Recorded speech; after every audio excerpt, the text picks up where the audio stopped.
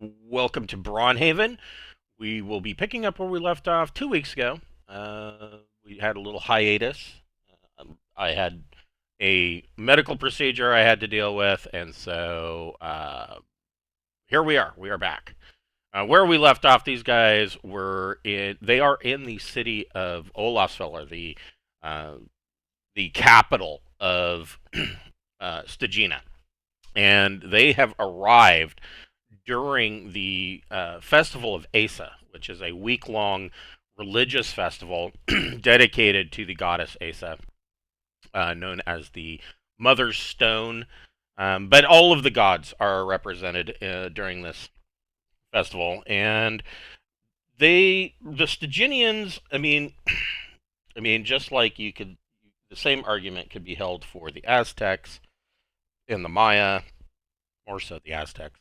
Um, that the Styginians have uh, very very strong bloodletting culture. Not so much like the Aztecs, where the Aztecs would wake up on a Tuesday and be like, "Oh shit, it's Tuesday. We better sacrifice somebody." But there are sacrifices that are held during the festival of Asa, and there are a lot of sacrifices.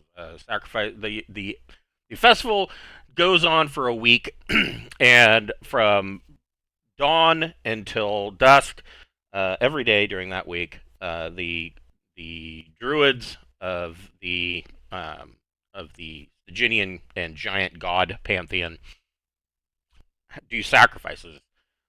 Not always people. There are livestock that are sacrificed. And then of course there are slaves. There are prisoners that are sacrificed, and it is considered within Stygian culture to be this huge honor uh, to be chosen um, to be a sacrifice. Now, that of course is lost on uh, people that were captured. So there's the Stygians go on these summer raids, and they often bring back captured prisoners or slaves that were taken during the raids, and that of course they're from other countries usually, and those people the honor of being selected as a sacrifice is lost on them, but and they don't want to do it, but the druids of the pantheon make sure to use plenty of hallucinogenics, and so it's usually a fairly straightforward, calm affair. There's not a whole lot of rioting that goes on, but these guys just actually saved. They were met by this little girl, and she was a slave, as was her brother, and these guys saw to it that her brother was saved. I believe, you replaced the brother with a goat. There was some kind of interaction that Yeah, went on. They replaced the brother and gave a different sacrifice. And so right now the city is just filled with thousands of people. And where we left off, the some of the priestesses of Asa were moving through the crowd, and they were all carrying drinking horns filled with a very potent mead, and they are offering these to people. And so um, that is where we will be picking up. They are surrounded by thousands of people, and sacrifices are going on at night during the festival. The bodies of the humans or slaves or captured people, they're burned on a funeral pyre. There is another bonfire where the animals that are sacrificed are butchered, and then their meat is cooked over the flame, and that is given out to the revelers of the festival, as well as hundreds and hundreds of gallons of mead, and it's free for everybody, and it's just a big party-like atmosphere with, human sacrifice. The best kind of party. Before we get started, we would like to bring attention to the fact that we do have a merch store via Zazzle. We've got t-shirts and hoodies and buttons. The hoodies have the charcoal sketches of the characters from today's game on them. We've got poster maps, fleece blankets, whiskey rocks glasses, beer steins, all sorts of stuff. And 100% of the proceeds from that store goes back into our channel. It helps us cover the little minor subscriptions that take place at the beginning of every month. That when they all get together and all come at the same time, they're not so minor anymore. So if you want to help us out and if you're enjoying the show, go get yourself a hoodie or a beer stein, and we appreciate everything that you do for us. Update for those that are either following along with the campaign or are you know playing they're in their home games.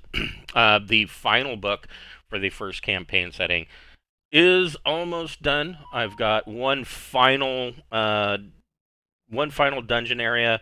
um, Brian says he was going to jump on for just a bit, but he lied. He says he found out right after he typed that he had plans. So evidently somebody else told him yet. He won't be joining us today.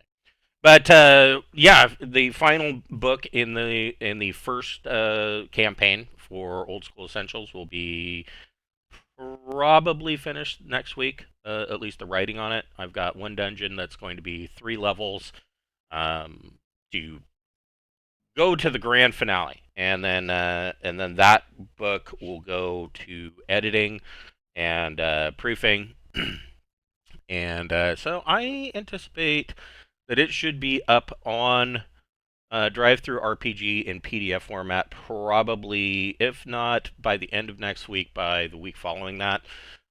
So week and a half, 2 weeks at the outside most, and we'll see about print on demand. It'll take a while for me to get a proof, and that one's going to be kind of important because I do know that print on demand, drive-through RPGs, print on demand prices went way up for no obvious reason. I mean, of course, they raised it before the tariffs went into effect, and didn't really give a reason, just because, and now they're claiming that it's because of tariffs, and I call shenanigans, because if you look at Troll Lord Games, they source all of their materials right here in the United States. There should be absolutely no reason that any printer, these books are being printed in like Springfield, Illinois, or someplace like that. There is absolutely no reason that anything should be needed to be imported from China. Nothing. Absolutely nothing. But here we are. When I say that they significantly went up, it was something like a 90% price increase. So we'll see. I do plan to still make them available for people that are wanting to do that, but I apologize if the print prices are going to be outrageous. You are preaching to the choir, so I'm right there with you. I am paying these prices under duress, but as always, I am keeping my my end of it as far as the profit that's made off of each book. I'm not increasing what I'm making, so any increase in prices going to all be on Drive-Through RPG and their printers cost. The other book that I am working on is a Braunhaven Player's Guide 2nd edition. That will be for Castles and Crusades, speaking of Troll Lord Games. And that is well underway. I don't have an estimate as to when it will be done, but it is... I want to say that I may have actually hit the halfway mark on it. So it's in the pipe, and I don't anticipate the editing and proofing will take that long because I am doing that per chapter as I go. So that process, once the book is done and written, will be much lower. Just giving it a one more once over as I go.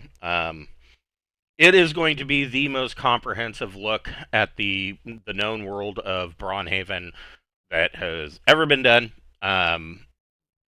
It's going to have a lot of information, especially in the the Atlas of the Known World chapters. There's information on places that you guys haven't seen. I've touched on some of these on my other video series, The Lore of Braunhaven, but this is all the most current, up to date information in print, uh, in print, and so yeah, I will have more info on that. There are going to be new, let's see, two new classes for Castles and Crusades: the Necromancer and the Witch. There will be new races, the Dracoborn, Pixies, which was a request by Wes, Leprechauns, the Qatari, which are half genies, and of course Styginian half giants will be all in there, as well as information on the cosmology and the Atlas of the Known World. And then as soon as I'm currently working on the Atlas of the Known World, as soon as I'm done with that, I will be putting in a chapter on monsters and treasure of Braunhaven that will have some new monsters in it, some specific magic items, probably mostly in the form of artifacts, but there may be a couple of others in there that we've come up with and will be tossed in. So that is coming this year. So and a side note, that book, the Braunhaven Second Edition for Castles and Crusades, will have absolutely no AI artwork or anything in it. No AI will have touched that book whatsoever. Whereas with the first edition books, I was using AI for artwork, but the second edition book will have no AI in it. So there it is. So where we left off. So the you guys are staying there. I believe Borman had just shoved Daddy Dearest, or the not Daddy Dearest, but the merchant that was offering this little girl and her brother as or the little girl's brother as a sacrifice. You guys charmed him and then shoved him through the mirror someplace. Where did you send him? We sent him to the Imperial Port. Oh, okay. So he's and we ganked him. He's wandering around the Imperial Port, charmed.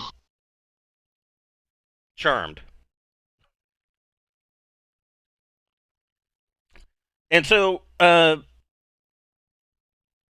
this priestess her face is painted white with bloody with red lines going down through her face, through her eyes.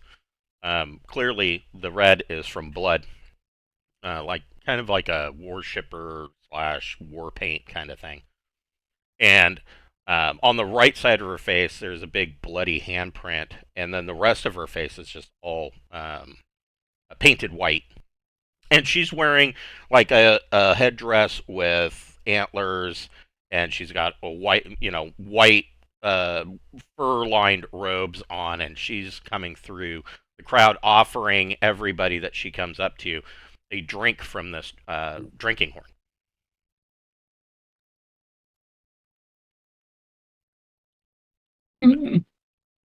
Do you guys accept and take a drink? No. Yeah, this is pretty horrible. I don't need to get addicted to nothing. I'm okay. I'll be all right. Thank you. Or fooled into sacrificing yourself or whatever. Whatever the purpose of this thing is. I only drink gluten-free things. yes. There wouldn't be any gluten in mead. It's fermented honey. I'm sorry, but I'm just going to choose to remain uneducated. Okay. So up on the stump of Osala at the top. So this is a 50-foot diameter, massive stump, and it was originally a stone oak tree that the Styginians believe or refer to as Osala was the world tree, and supposedly, I mean, it's easy to see where they get this, because I mean, this what's left, this stump, is just massive. And it's said that the roots go all the way down to the underdeep, and the tree is said to have grown so tall that at the very top of its branches, they actually touched the celestial palace. Now, I mean, I would think that probably Malachi and um,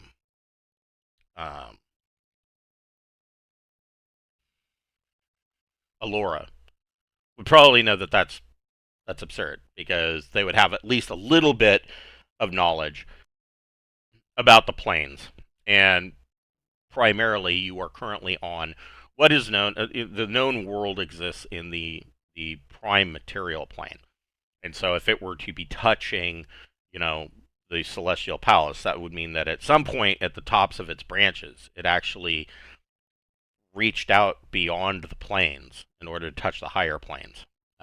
It's a little bit mumbo jumbo, weird. Do we know how it got chopped down? Because so the prevalent so around the, and this is a similar story, around the stump of Osala, there are 6 other smaller stumps, and each of those stumps are also dedicated to the giant pantheon. It is believed that this tree existed along with its siblings, or I guess children trees around it. It is believed that this tree existed up until the event called the War of the Heavens, which happened roughly in year negative 1450. Um, and the striking of the known world by the archangel Damrazel with the hammer of Janus, known as Donnerschlager. The shockwave that came out sheared the trees down off to the stumps that are here today. And of course, as soon as that happened, the wood immediately petrified because they were stone oak trees. And so, now they're these stone-like stumps of petrified wood, and that is the prevailing theory, and probably the most likely, since that event also caused cities, ancient cities, to collapse and fall into beneath the earth, and one of which you guys have already been to, the dungeon of Jotunheim. So I mean, there's plenty of evidence to say that this is probably true, but nobody knows for sure. Gotcha. Because anything before year negative 400 really is relegated to myth and legend. I mean, but you guys are finding that there's a lot of these myths and legends. There's at least a kernel of truth in them. And so while she is up there sacrificing, all of your characters, go ahead and make a wisdom ability check. So you want to roll under your wisdom. Wow, somebody poked an eye out. Let's see. Alora, Mavis poked an eye out. And Everman actually made it. So. Okay. We did not. We did not make it. Wow. Okay.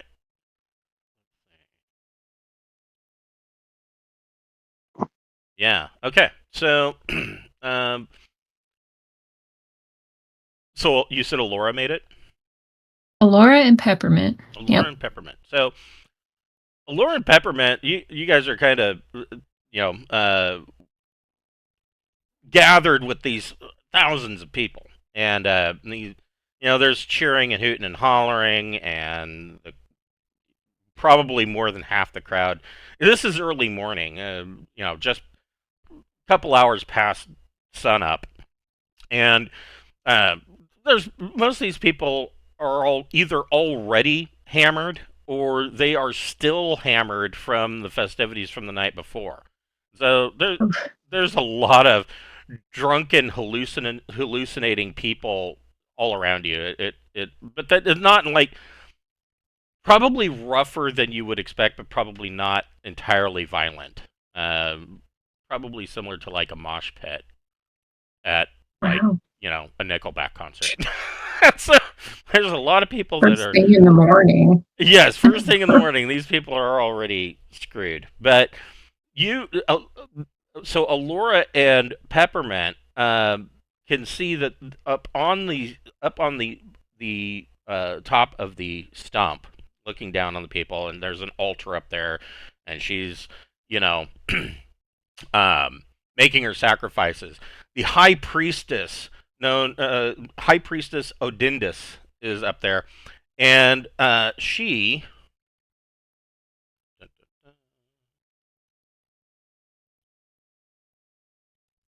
I guess she is a human, regular sized, um, and she is up there making her sacrifices, and she calls over.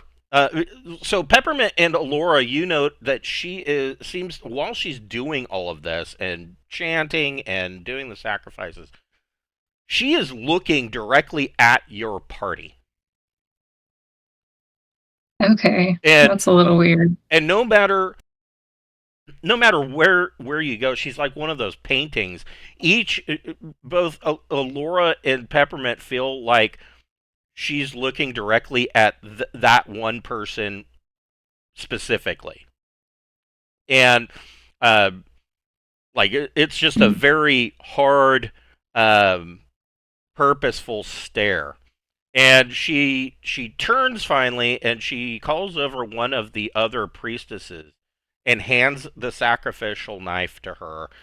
And you see that High Priestess Odindus kind of descends down a rough, kind of natural stair that is made from the roots itself, and comes down through the crowd and motions to Peppermint and Alora to follow her, and she turns and goes down underneath the opening in the root system beneath the stump into the temple that is beneath the stump of Osella. You guys want to see what's underneath the stump? I mean, we could, I guess. I was thinking now would be a great time to go jump on one of those boats and just go to the crypt while everybody's all fucked up on acid or whatever. They might not even notice we took the boat, and we could just go get the thing we're after, that hammer. Well, don't forget Right, that the site is under the protection of King Kisping, and so it is highly recommended that anybody that is traveling that direction get permission from the king. The foreman will acknowledge that, but he'll be like, my family's saying if the cop didn't see it, it didn't happen. Right. If you didn't get caught, is it still illegal? Yeah, is it really a crime? I mean, we could go down there if you want.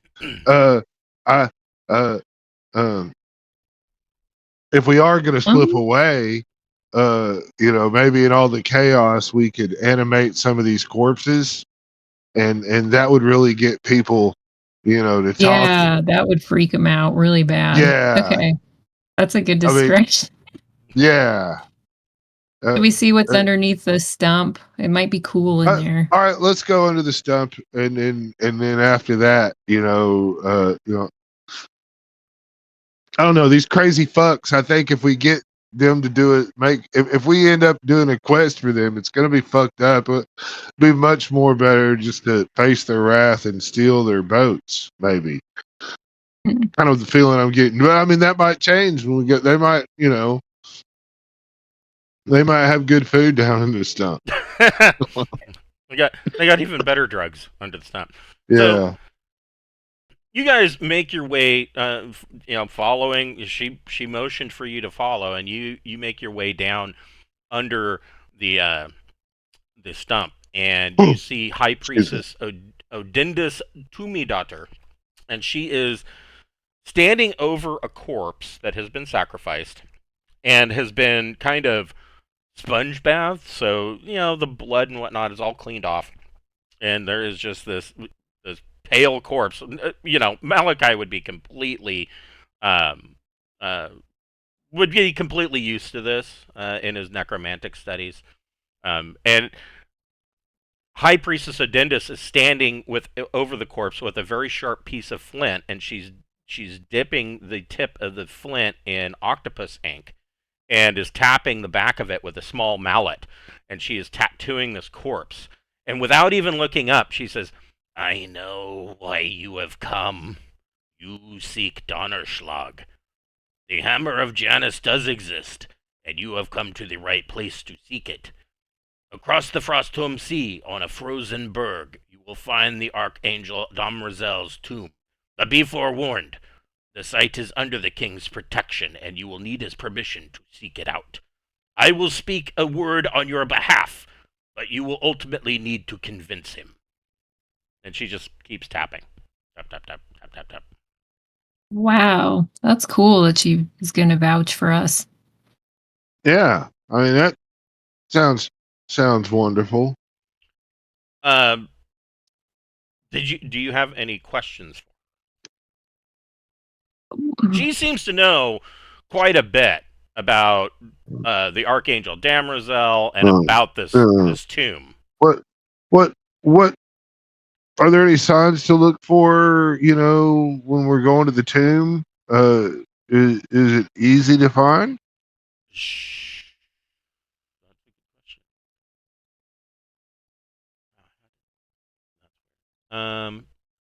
She says the tomb of Damrazel lies in a catacomb of tunnels beneath a vast iceberg.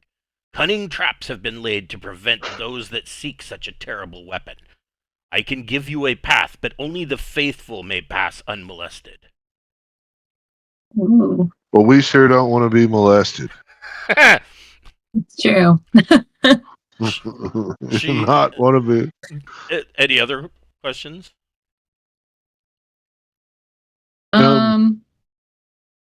We need to learn about the faithful Archangel. in anything, or the faithful in the old gods? It would be the faithful.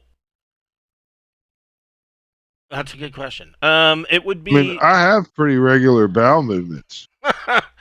It would be the faithful of, pretty much all the gods, but in this case, probably a mix of a strange and unusual mix of the new faith, being the Council of the 12 Elder Gods, mixed with the beliefs of the Styginian and giant pantheon of Stygina. And the reason why this is unusual is because, for the most part, Styginians only worship the pantheon of the giant gods. They do add in the old gods, kind of as a we have to pay some homage to them.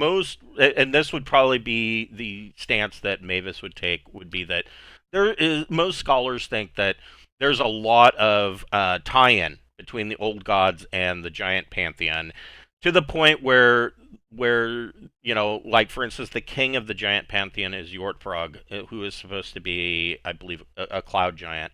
And there's a lot of aspects of Jurywr that kind of intersect with the god Janau of the new faith, and maybe even some of the gods of the old faith, or, for instance, like the goddess Asa, who is supposed to be a stone giant.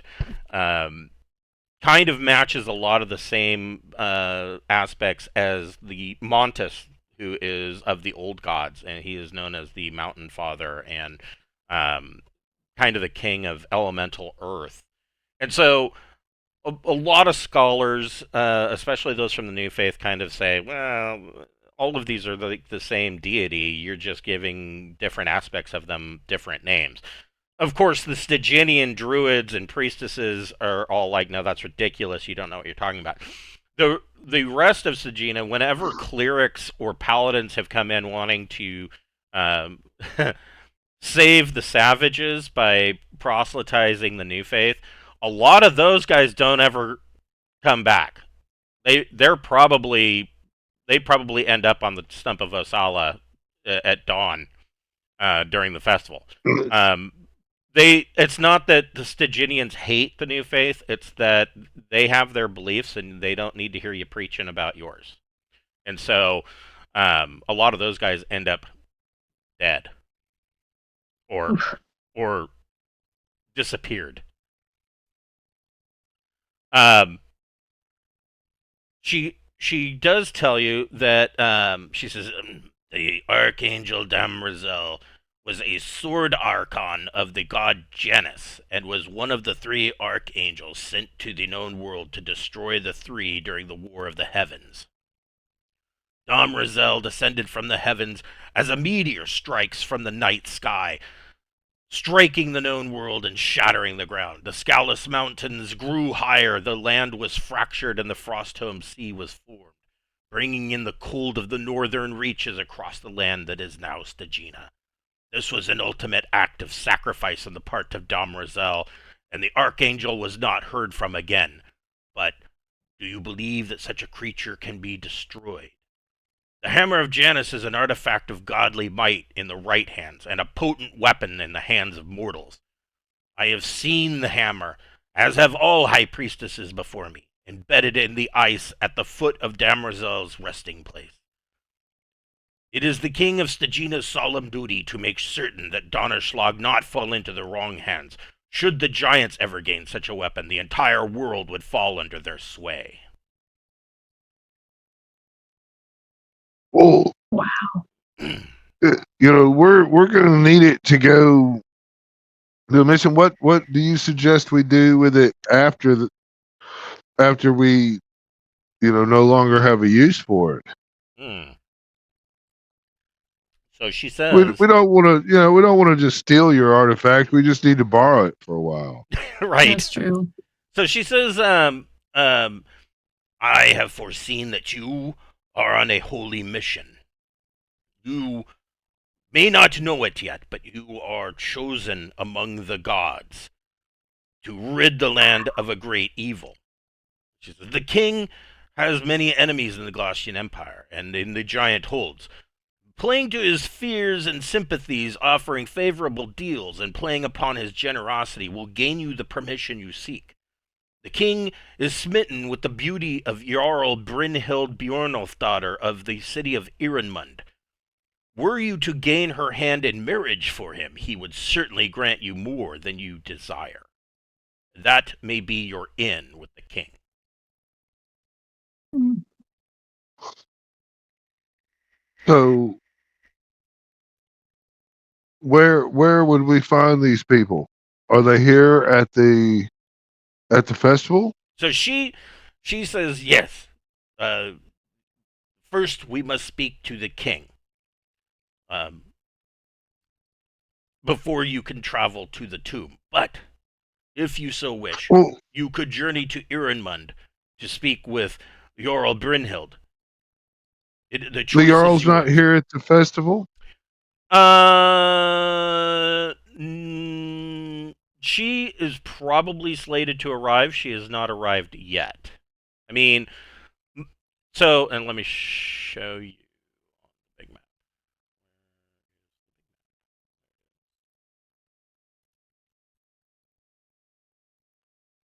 So you guys are up here in Olafsveller. Ironmund is only down here. So it's not like, I mean, it's from Ironmund to Olafsveller, it's only like a 2-day journey. Probably less if she's likely, taking dog sleds or horseback or even mammoth. But the thing about the Festival of Vesa is that pretty much this is a big to-do every year, and like not everybody in the entire land of Stygina makes it to the festival, of course, but I would probably say a good 70% of people in the entire nation make an attempt to make it to the festival. I mean, at least once in their lives. So, and of course, you've got a good majority of them that try to do it every year. And so there are two reasons to be here. One is not only the Festival of Asa, but the talks from the king are that he's going to make a decree on the summer raids here soon, and so ships will be leaving to go in whichever direction he has decreed for for the raids for this year. And so there's a great contingent of warriors here that are wanting to be picked for crew to go on these raids or explorations, or VIX, as you might say, in order to increase their social position and come back with wealth. So Brynhild is not here yet, but it can be expected that she will probably be arriving. She will, of course, be given rooms at the castle. I forgot the name of the castle. Eriksvager Citadel up here. I guess that's the choice then, if we want to follow this line, is to either go to this town and or hope they show up here. I mean, you could. It is entirely up to you. You could bypass all of this and go and try to charter a ship on your own. But that is going to piss off King Kisping. Yeah. If we steal the ship, he won't know we did it. Well, that's not necessarily true. But if the priestess is going to put in a word for us, then yeah, I mean, that seems we're probably going to be able to get permission. If we can't, then we'll just steal it anyway. So that's Celia's plan B, I think. Yeah. Okay. Do we want to try to get this chick to agree to marry dude before we go see the king? I mean, I'm sure any of his guards would pass the news real quick that, the girl he's been lusting after for all this time has now agreed to marry him because of these heroes. Yeah, probably. Yeah, we could do that. Cool. Okay. Then, I guess we're gonna go track this chick down and see how susceptible she is to charm person. Did you want to? Yeah. Did you want to wait until she arrived, or do you want to just travel to Ironmund? If there's a quest we have to do to get the favor to get her, it's probably going to be spawned out of Ironmund, right? How? Well, not necessarily. I mean, it's safer to wait here, but I don't have a preference. When is she going to be here? I mean, the festival only goes on for a week, and so this is only like the second day. So if she were to arrive, probably be sometime today. Oh, okay. Well, I can wait for today. Yeah. That'd be fine. Sure. Okay. Hold on just a second. I'll be right back. Okay.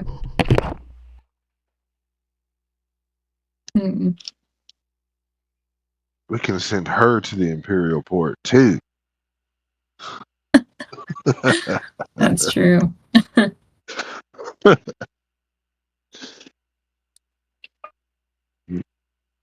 You gotta mix the soup real well, or the spices that we put there won't blend well. And a princess, a couple random Viking dudes, some ghosts, a banshee, and boom, there's an interesting location. Oh man.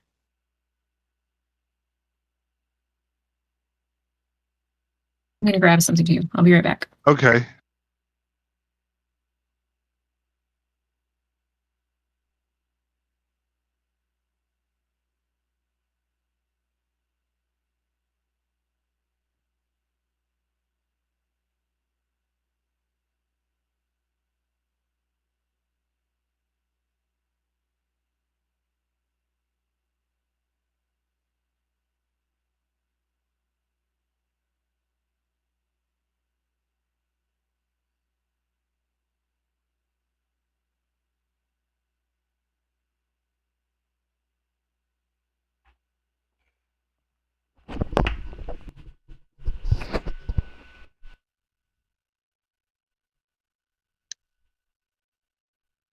Cameron went to go grab something real quick. Okay. Yeah, I had to turn the air conditioner on. These headphones get really warm.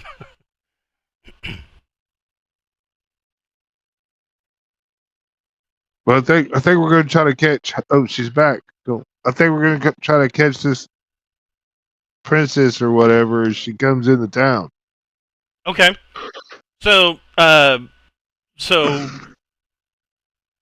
High Priestess Odindus tells you when you are. She tells you that when you're ready to go have an audience with the king, to come back and she will see to it that you gain your audience.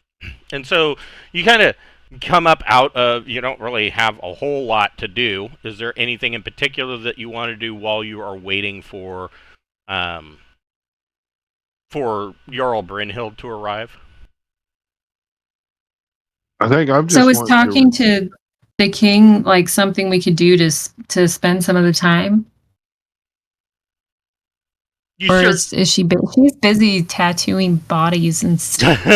Well, I mean, yeah, you could go have an audience with the king right now, and then, because like I said, I mean, it's the audience with the king is up here in Eriksvågr Citadel, and that is where ultimately where Jarl Brynhild will be going, because she will be given rooms there for her stay. Being a Jarl, she's not going to stay at the inn. Okay, yeah, let's get a good word put in for us. Let's go right now, and we can get away from all this creepy stuff. Okay, cool. So Odindus leads you up to the citadel, and you see her go up, and as you guys are approaching, the guards kind of cross their spears, blocking entry. And you see her, she goes up and speaking to the guards at the gatehouse of the citadel, she says, "I have a portent for the king. The gods have spoken to me, and their message cannot wait." And the guards hurry and open the gates, because they take this, if it's coming from the high priestess, this is important shit. All of you can roll an intelligence. All of your characters can roll an intelligence ability check.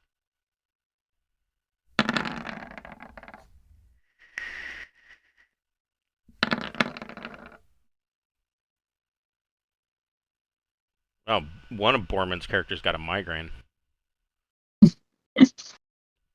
Peppermint didn't make it, and that was it. Okay. The other two girls did. Malachi made it. Okay. So Malachi, Alora, and Mavis, you know that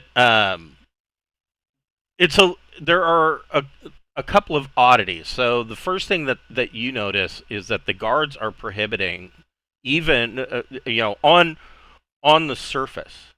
The first thing that the guards do is that they were even prohibiting High Priestess Odindus to enter. Usually, in Stygina, a high priestess, her position, I mean, she would probably spend a lot of time, of course, at the temple, but usually she is going to be at the king's side. And part of her entire deal is that she has powers of divination, and she can see correct courses of action or things that may be happening in the future.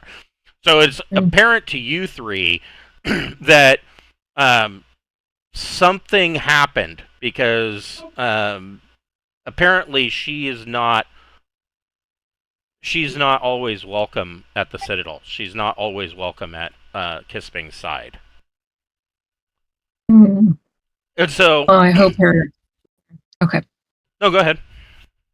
I just hope her endorsement is like a positive for us. Maybe it won't be, but hey, we'll find out. So you are led through the halls. The guards on the inside of the gatehouse lead Odindus and your party through the halls of the citadel, kind of to the center of the main section. I mean, the walls of... So Eriksvåger's citadel originally was the entirety, way back. It was the entirety of the city of Olafsfjord, and it has grown to the massive size that it is now. But the interior of the citadel can really be thought of as a small town in and of itself, and it's quite extensive. It's huge, and you are led to the central lodge of this citadel. And Odendus goes up to the king, and she leans forward and raspily whispers in his ear. And the King Kisping, he's wearing, your typical fur-lined robes, and he is a gargantua. He is a half giant. So he's pretty big sitting on this throne. When standing, he's like 6'8". And King Kisping kind of waves her off, and he looks at you and kind of leans forward. He says, "Tell me why you seek the hammer of Janus. Why would you risk your lives for a weapon of power? And should you use the weapon to gain your own advantage, what guarantee do I have that you won't turn on my kingdom? Explain this to me. Convince me." We've done nothing but help your kingdom since we've entered it. We disrupted the hill giants that were plaguing the villages in the south. We totally scattered that. We slayed the white dragon near here. The troll witch, we destroyed her. I mean, the real question is, what danger in your land have we crossed that we haven't vanquished? The fire giants are storming your town to the south here. We whooped their ass, and your jarl there is begging for troops. But we've given her time so you could make your decision on if you want to do it, because we kicked the shit out of this fire giants when we came through there. So he kind of leans back and he kind of nods and he says,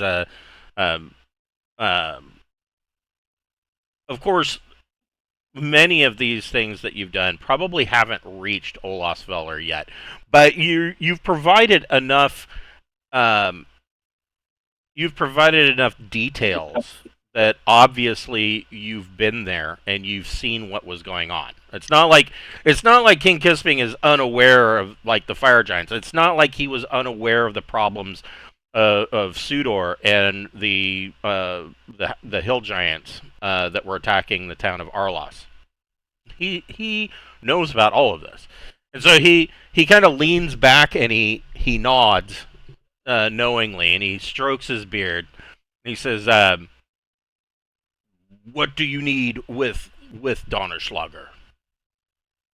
What is your end goal?"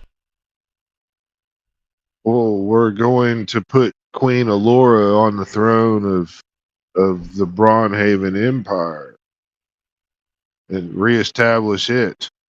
The Glossian Empire will be replaced with a good neighbor, not one that's a rising pit of undead filth spits upon the floor. We've been vanquishing them all up and down the fucking coast. We want to end them all. They'll eventually take over here too if they're left unchecked. He says, "Well, if you plan to put Queen Allura," and he looks at Allura, he says, "if you plan to put her on the throne, I would most certainly want a secure trade deal between Stygina and this new kingdom that you plan on creating." Naturally. I mean, we sure like trade. Opposed. Yeah, not opposed to that at all. Man, most of the houses in the new Castle Braunhaven area have upside down pineapples. Flags just out.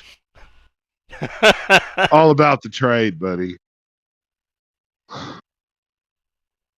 So he says, in the past, he says, my people will sometimes raid the northern shores of the Glossian Empire.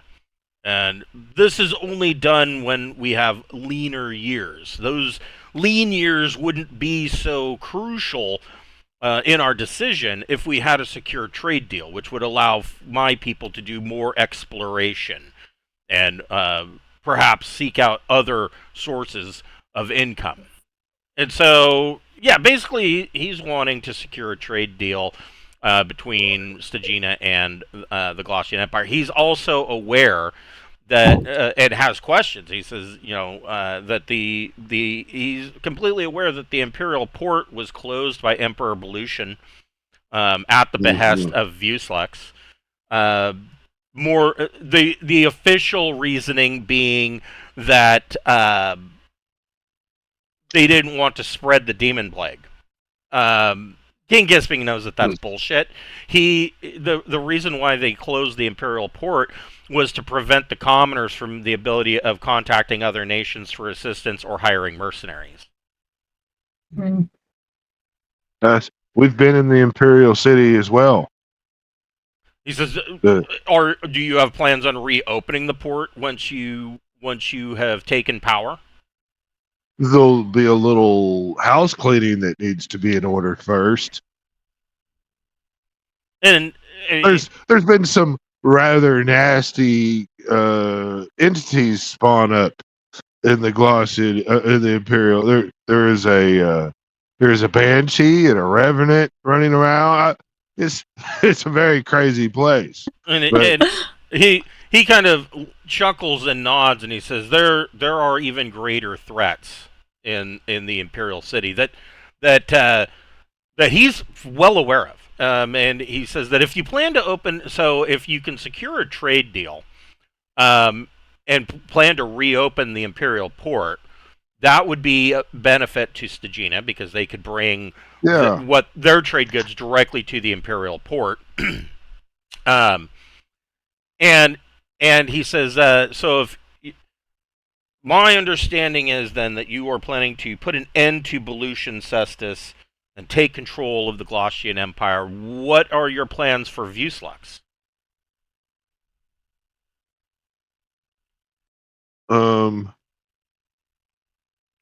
Vuslax, remind my memory now. So Vuslax is the archdevil that has proclaimed himself the one god. Well, that's right. That's why we need the fucking hammer, so we can fucking lay it down on his nuts. Yeah. We're gonna bust his nuts with that hammer Donnerslag. So it seems like a fitting ball-busting tool. Yes. So Kisping, it's clear that he recognizes that Vuslax is a danger. Obviously, right now, Vuslax is a danger to the Glossian Empire itself. Has been for a couple hundred years. But so far, that hasn't really affected Stygina. But he's not... King Kisping's not dumb. He realizes that once Vuslax has completely got Glossian Empire in his fist and locked down, he's of course going to be looking elsewhere, and the obvious locations that he'll be looking will be to the west, over the Skellis Mountains, which would be Stygina, and of course he'll probably be looking east at the borderlands. And so King Kisping knows that if you were to do this, Vuslax will probably raise a large army against you to stop this. Of course, in Emperor Belution's name. Kisping says that if we secure a trade deal, and if this is your plan to stop Vuslax, he would be willing to commit forces from Stygina to deal with that. But we'd like that. But each of your characters can roll an intelligence ability check.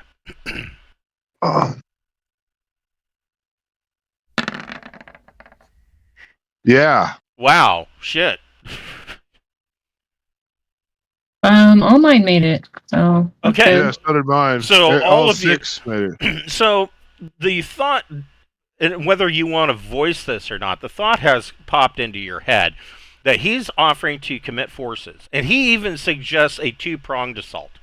He suggests sending half of whatever forces he commits, having them attack from the northern shores on the Frostholm Sea, and sending the other half to march up through the Imperial port, up the Imperial tradeway, and kind of in a pincher movement.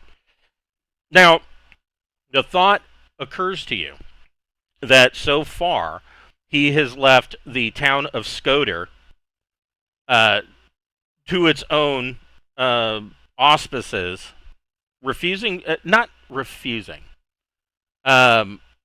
He has not sent forces against to bolster the town against the fire giant raids. He has not sent forces to Arlos to prevent the hill giant raids. So that he's suggesting this to you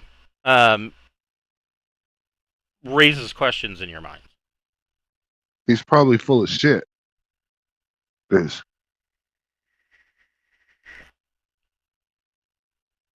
So he says now I myself I'm aware of where the site is, as is High Priestess Odindus, but I myself have not been in the tomb. I anticipate that there is great treasure in that tomb. And you see Odindus's eyes kind of get big, like, oh my god, this is a sacred place, and you're talking about wanting to loot it. And he says, the tomb of Dom Rizal will likely be filled with treasure. He says, I would be willing to give permission if you were to tithe 10% of any coin that you pull out back to me. I mean, it takes money to raise an army to assist you in the manner that you are going to be needing in the near future. I mean, we need his permission. We have to at least agree to it on the front end. Yes, exactly. I mean, 10% compared to what you guys have been pulling out of a lot of dungeons isn't a lot.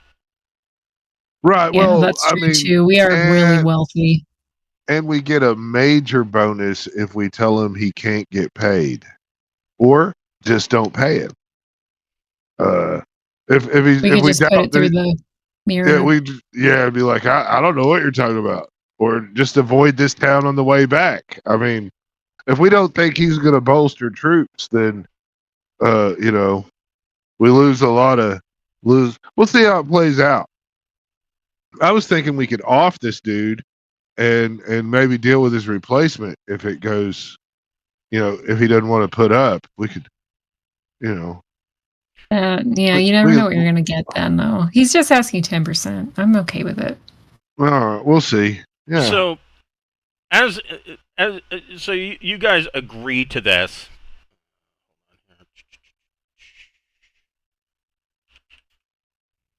Now, as we walk out with everything, Borman will assure the priest this is just 10% of nothing is nothing. We're going to take the hammer and the hammer alone. We're trustworthy, not thieves. Okay. Looking for something here. Does I have something for that? One of the number one thief scams is the people running around selling alarm systems. So, of course, the thief of the party is going to... we're not looters.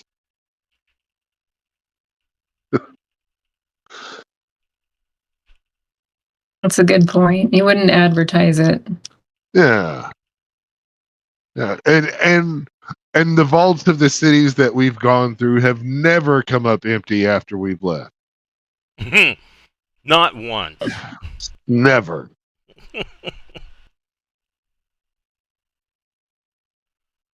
So he's seriously considering this, and as before you guys can say much more, the doors to the throne room open, and in walks a how tall is she? Freaking tall, I bet. Yeah, she's tall. She's a half giant as well. this I'd hope so, you know. beautiful woman. Of course, she's like 6'5", comes walking in, and she has a small retinue, like 4 guards and attendants and whatnot come in with her. And one of the guards announces, Jarl Brynhild Bjornoff, daughter of Ironmund. And this is the woman that comes in. And this is the woman that King Kisping is just completely smitten over. It's pretty common knowledge that he has proposed to her multiple times. Now, King Kisping already has 2 wives. Oh, Ooh, he's gonna get poisoned. yeah. Right? Yeah. Do not scorn a woman, even if there are 2 of them. He has 2 wives.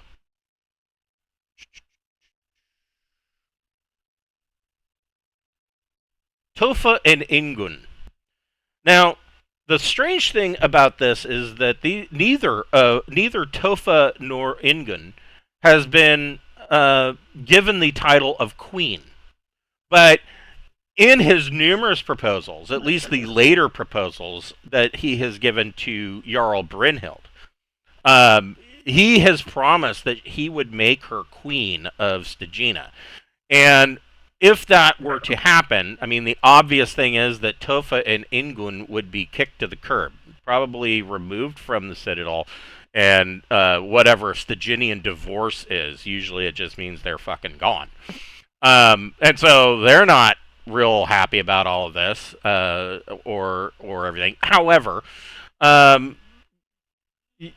Brynhild has graciously, well, she hasn't refused, but whenever this is brought up by the king, she coyly changes the subject. Wow. Yeah. And so I don't know if we can do much about that. She comes walking in and comes up probably about 10 feet behind you, and kind of curtsies a bit, and she says, "My king," and he says, "Oh, don't rest on formality, Brynhild, please come up here," and he offers her the seat next to his on the pedestal. He says, "Please have a seat." She says, "Oh no, I'm fine standing. We have arrived for the festival. I hope I didn't miss much. I know that I'm late." And he kind of starts to basically ignore that you guys are even present, and Priestess Odindus comes up to him, or kind of says, "My liege, what about their request for permission?" And he kind of waves, and he says, yes, you have my permission." And he turns to you guys and he says, "Beware, the journey will be fraught with danger, and the gods play tricks on mortals by sending foul weather to impede our endeavors. My warriors are well versed in travel on the Frostholm Sea. Without them, I have little doubt of your imminent failure." And he tells you, he says, "You may take the ship." What is the name of this ship?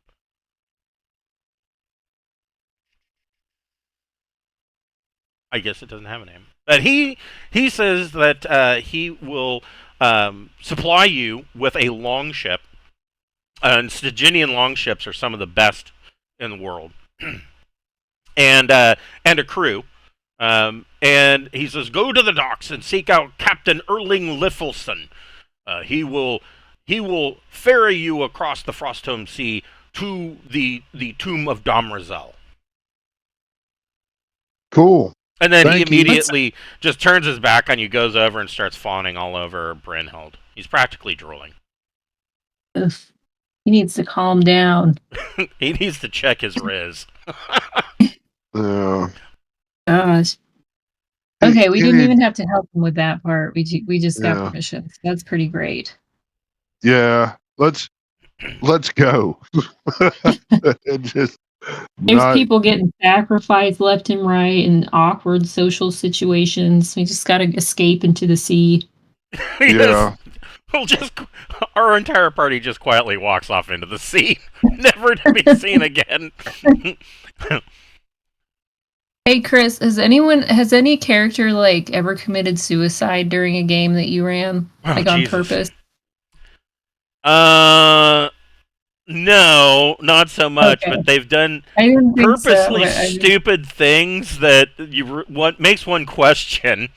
My old Saturday night group that I would go in and run them for a 6 hour long game every other Saturday, and we always went until after the shop closed. And there was one guy. I mean, this was D&D 5th edition, right? Which after about 3rd level, it's nigh impossible to kill a character, and yet this one guy somehow made it happen. And I think David went through in Tomb of Annihilation. He went through 7 characters just Oh, because of his idiotic choices. The last one, he didn't have to kill himself or even have a monster kill him. His own party members killed him because he was, I guess, charmed by an aboleth. And if you read about an aboleth, so they they were like 5 levels deep in a dungeon, and so when you read the how this works with an aboleth, you have to get over 1 mile away before the character who is charmed can even make another saving throw. And so it's no guarantee that he's going to save and be broken of the charm. And so here's the rest of the party. They now realize that he's charmed by an aboleth, and they're like, we'd have to go up 5 levels and then move out of the ruined city at most a mile before he even gets a save, and we don't know that that's even going to fucking work. And so they're like, screw this guy, and they just hacked him to pieces right there. They just killed him. And so I think that was the last character. Oh no, that wasn't the last character. His last character, the one after that, this was in Descent to Avernus, because it was all one campaign. The paladin became a oathbreaker and changed his god to Tiamat, and she commanded the paladin oathbreaker to kill David's character, and she took the soul of David's character and made it into an intelligent sword. And so the paladin was then carrying around this sword that basically had David's intelligence in it. Yeah, no. He always played sketchy characters anyway, so it's not like I've started to take risks with characters that I got like sick of because I've done it so long, or whatever. But I just wondered, somebody somewhere's done that and made the game real dark. But right, yes, undoubtedly. So I usually just say, "Hey, can I switch characters?" Yeah, can I make a new character? I mean, yeah. Yeah. It seemed to be the easiest way to go about it, but so usually in my games, and this is because, well, not with 5th edition, but usually in all of my other games. This goes back to 3rd edition, and most certainly, first, second, and even basic D&D. If somebody wants to bring in a new character, they always start at level 1. And I've had a lot of people bitch and moan about that. They're like, oh, well, yeah, but this is a 9th level campaign. They're going to die immediately. Well, then don't fucking run up and get in their face. Like, pretend. I don't care that you're a 1st level fighter. Pretend that you're a wizard. Go to the back of the party, buy yourself a short bow, and, just stay out of harm's way, because I guarantee you that if it's like a 9th level campaign and you're starting at 1st level, and if you play the character right, every session you're going to be getting a level up until about 6th or 7th level. You know, so you'll catch up. Don't worry. But you got to start it first. There was a guy that had said that the new box set for Castles and Crusades, the starter box set, has just now come out, and people are posting that they got it. And this guy had run a game, and he's like, "Oh, well, yeah, but I disagree with there's not enough offensive or defensive 0-level spells, so I always give the casters something, finger laser or whatever, so that they can defend themselves." And I'm like, that's completely unnecessary. If I really think that anybody that's playing a caster, especially starting at low level, should have the IQ required to play such a character. And that means that you're not going to go up and be directly throwing offensive spells or even stabbing anything unless it's a last-ditch effort. They could do something with, like, a small illusion, a ghostly sound. They have to think outside the box. How can we distract whatever it is, or use this in a clever way, or cast fairy fire so that your teammates get a bonus? They have to think outside the box, other than just running up and punching it in the face. And I think that's the biggest failure with most people that are playing. I think the 5th edition really bred some horrible, horrible, horrible habits in the player base. I mean, just terrible habits. But that's my opinion, and fuck anybody doesn't like it. So you guys make your way to the docks, and actually, I got ahead of myself. There it is. So the docks of Stygina is kind of up on a plateau, and long about here, the roads kind of dip down and make their way to the docks, and the coastline is an ice shelf out into the Frostholm Sea. There are icebergs floating out in the sea, and there are these large wooden docks, and you can see that there are a bunch of these long ships that are docked here. The docks are more or less the lifeblood of Olafsfeller.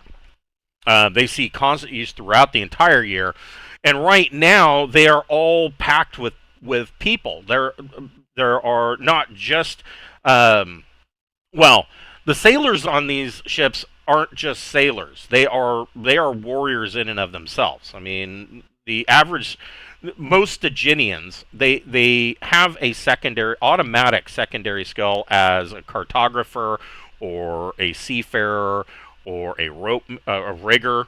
They have all of these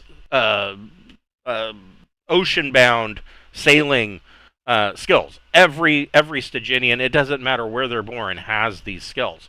And so there is a huge tradition of seafaring in Stygina. And so these docks are constantly busy throughout the year, but right now, because of awaiting the pronouncement of the summer raids, they are packed like 4 times more people than usual. And so you're not sure where to even start. You were told as you left that the high priestess told you that to look at the 4th dock. Well, then that's where we're going, I guess. Okay. Uh-huh.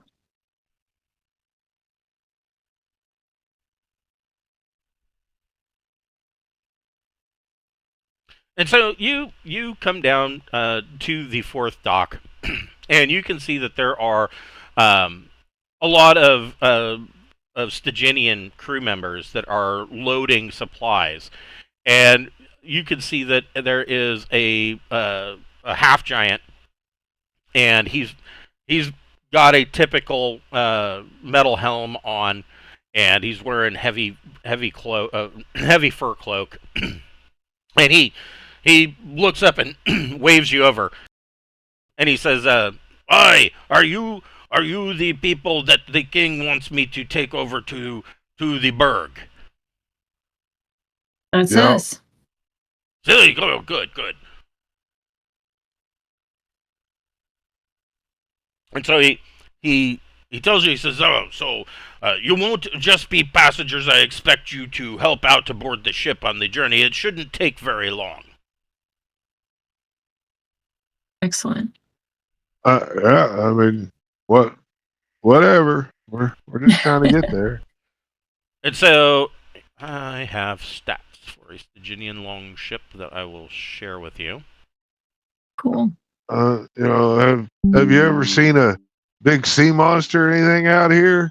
He says, I've actually witnessed Jurywr coming up above the waves. I was lucky enough to survive it. Like, how big was it? He says, it's larger than 4 longships put together. Huh.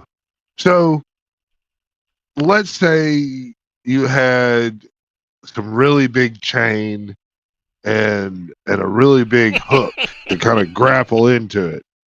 How many longships do you think it would take to pull it? He says, I can't imagine such an ordeal, and I don't know why anybody would want to try. Well, we did a sea monster when we were a lot younger, and it was pretty fun. This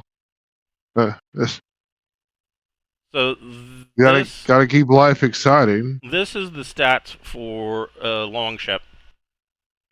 He has a crew of 60 sailors on this longship. Sweet. Oh, This is going to be great. yeah. And so it is capable of both sea travel, and the benefit of longships is that they can travel up rivers because of their shallow draft. And so that's when the oarsmen would be needed in order to move up current. But yeah, he's got a crew of 60, and he tells you to go ahead and load up. There are no there's no cabins. There's no second deck. It's one long single deck, and there is towards the back they have essentially a tarp set up as a tent, for getting out of the weather. And after a short amount of time, the captain gets aboard and he says, "Everybody get aboard. We are leaving, and we are getting underway." And so they cast off the ropes, and the oarsmen start to row out into the Frostholm Sea. Probably help if I hit. I was like, "Why isn't this working?" Well, probably help if I hit the right button. And so you head out, and the sea is the king was right. There is a storm rolling in. You can see that the clouds are up above are getting darker, and they're kind of rolling in, and you can see in the distance that there's lightning flashing. And the sea starts to get a bit rough. Everybody can make a roll under your constitution.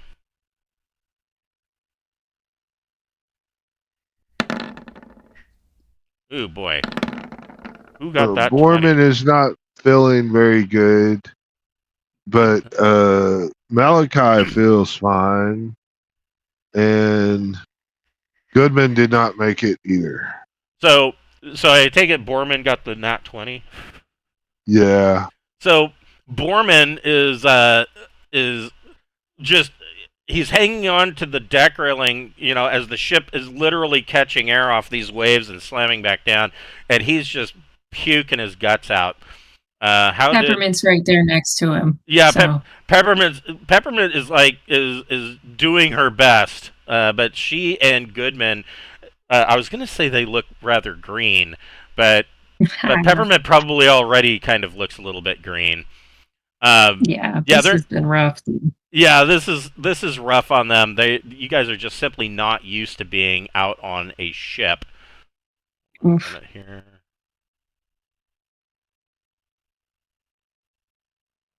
Forgot a book.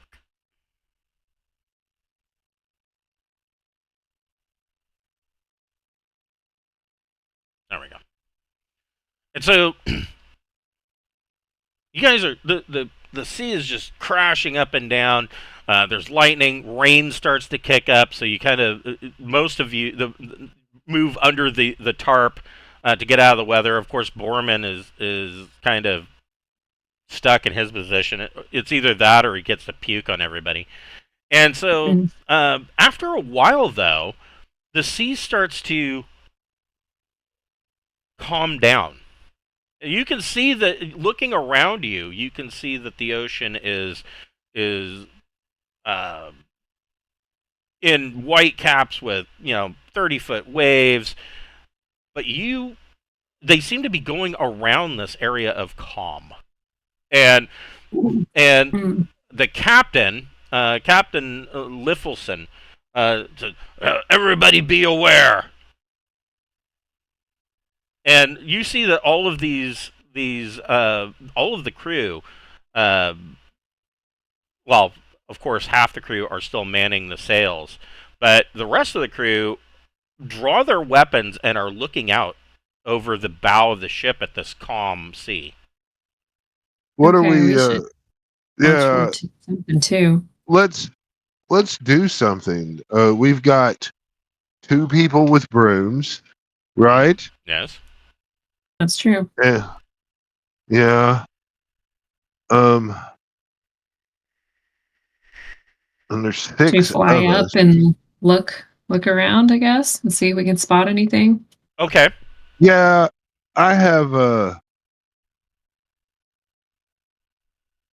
name of the spell.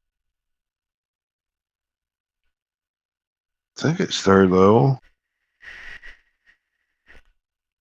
No, I did this and then didn't show you. Is it 2nd?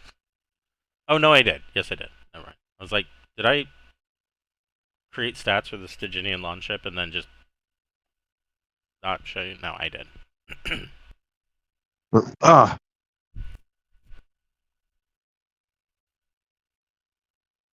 How many are you? So it's Mavis and Alora with brooms. Are you taking any passengers with you? I don't think so. Allure has the eyes of the eagle too. If I need to look at anything, so closer. All of your all of your characters go ahead and roll a wisdom ability check. While you're rolling, I will be right back.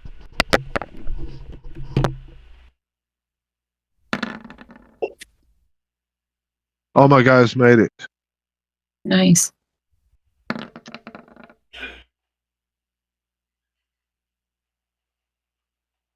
Made it. Yeah, only one person made it in my party.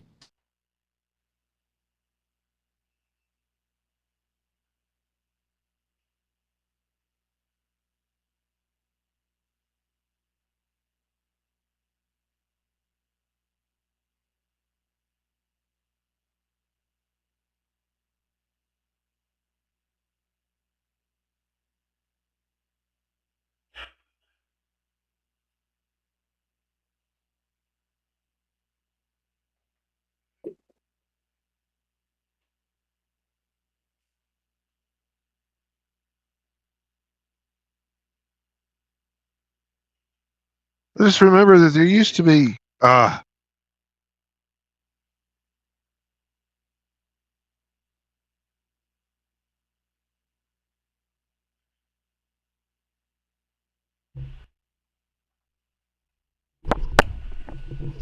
voice of the high priestess made my throat all raspy.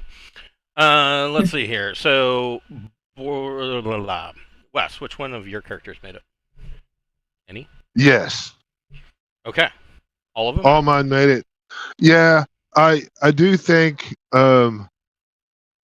do think I'm going to go ahead and cast Malachi cast Skeletal Wings, Okay. and he's going to jump on the back of the skeletal horse Okay. and fly up as well. Okay. Cameron, which one got the 20? Peppermint. Mm-hmm.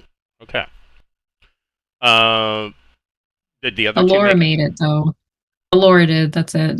So, Alora, Borman, Malachi, and Goodman, you see through the fog. There's this low-lying fog that's kind of hanging over this calm spot in the water, and you feel the bow of the boat kind of raise up, and then you hear "Rah!" And there's one of the sailors is yanked off the boat and into the water just as you are taking off to gain flight.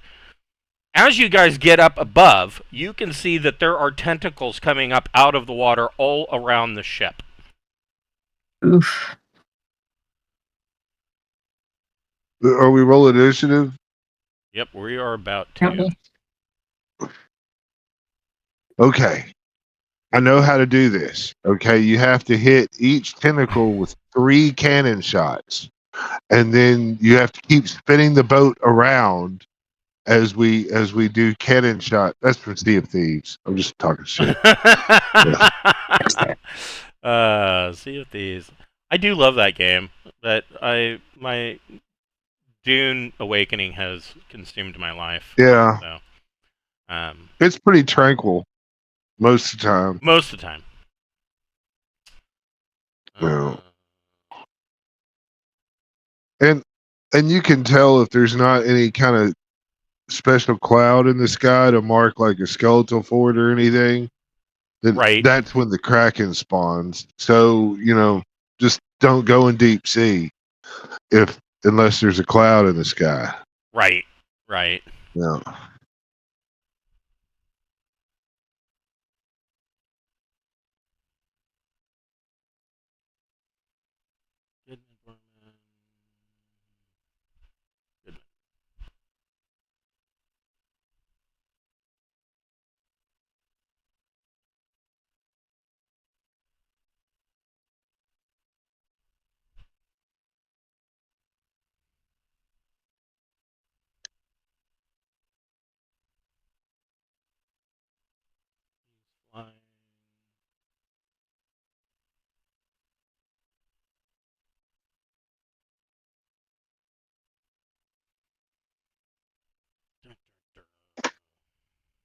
Mavis is flying.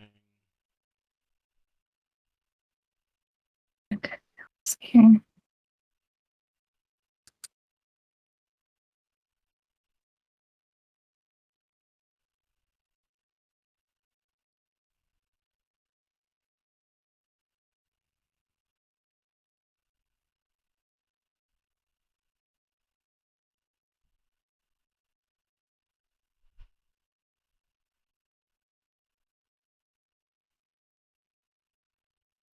I think that's all of you, right?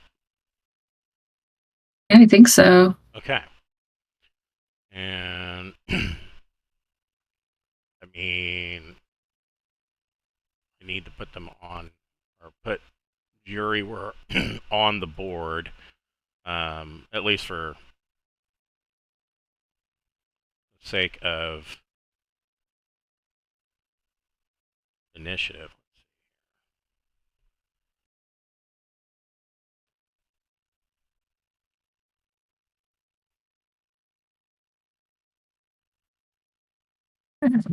Yes. I thought I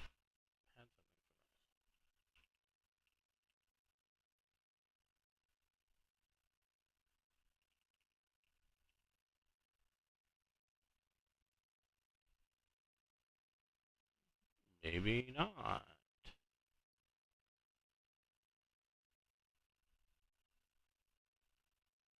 Bear with me.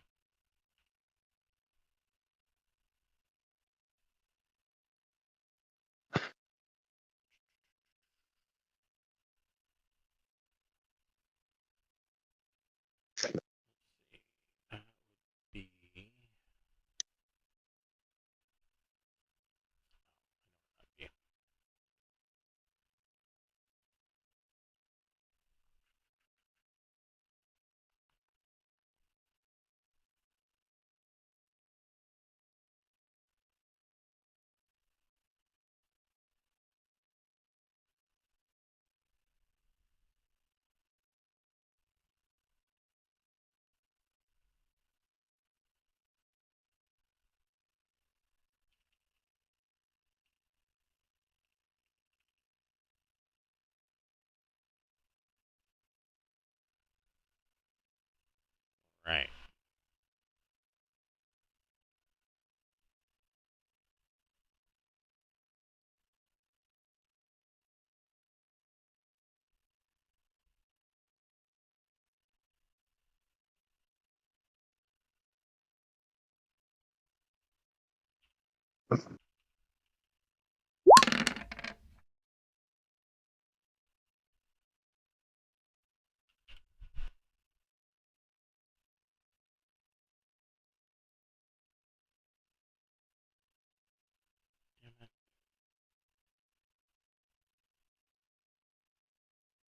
All right, now you can roll initiative.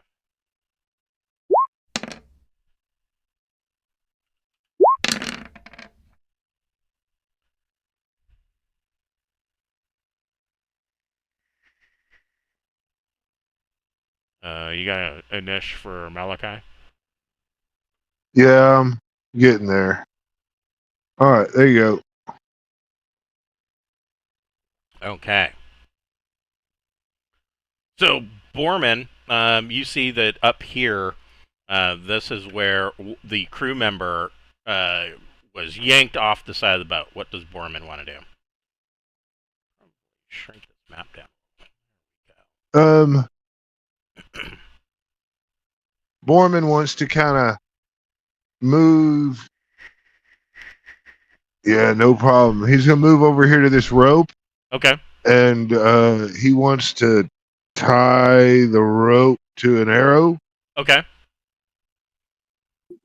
So that'll If take that your action takes for this round, but next full round. enough, but I'm creating a redneck harpoon system, and I'm just gonna continue to do that in hope that we don't let this bad boy get away. Okay. Yeah, Okay. that's his mindset right now. It's like, holy fuck, we can eat off this for weeks. And so he's tying fucking a rope to an arrow. He's like, it's gonna take a few of them, This is the but biggest the ship's full of calamari we've rigging. ever had. Yeah. It needs so much flour. So much flour and oil to cook this in. What's Goodman doing? Goodman's gonna come move. He's gonna move to kind of right over here next to this board. Maybe get up on the board for a better view, and he's gonna sling his hammer at this tentacle coming up. Okay. Let's If see that's here. if that's what that is. That is indeed what that is. Yeah, you're looking I mean, about 65 feet. You're throwing your hammer. yeah, well, I'll move 5 feet forward. Yeah, then. you can do that. Yeah, I have the movement still, so I'll just move forward about 5 more feet, and then nail it with the dwarven thrower. Okay, go for it.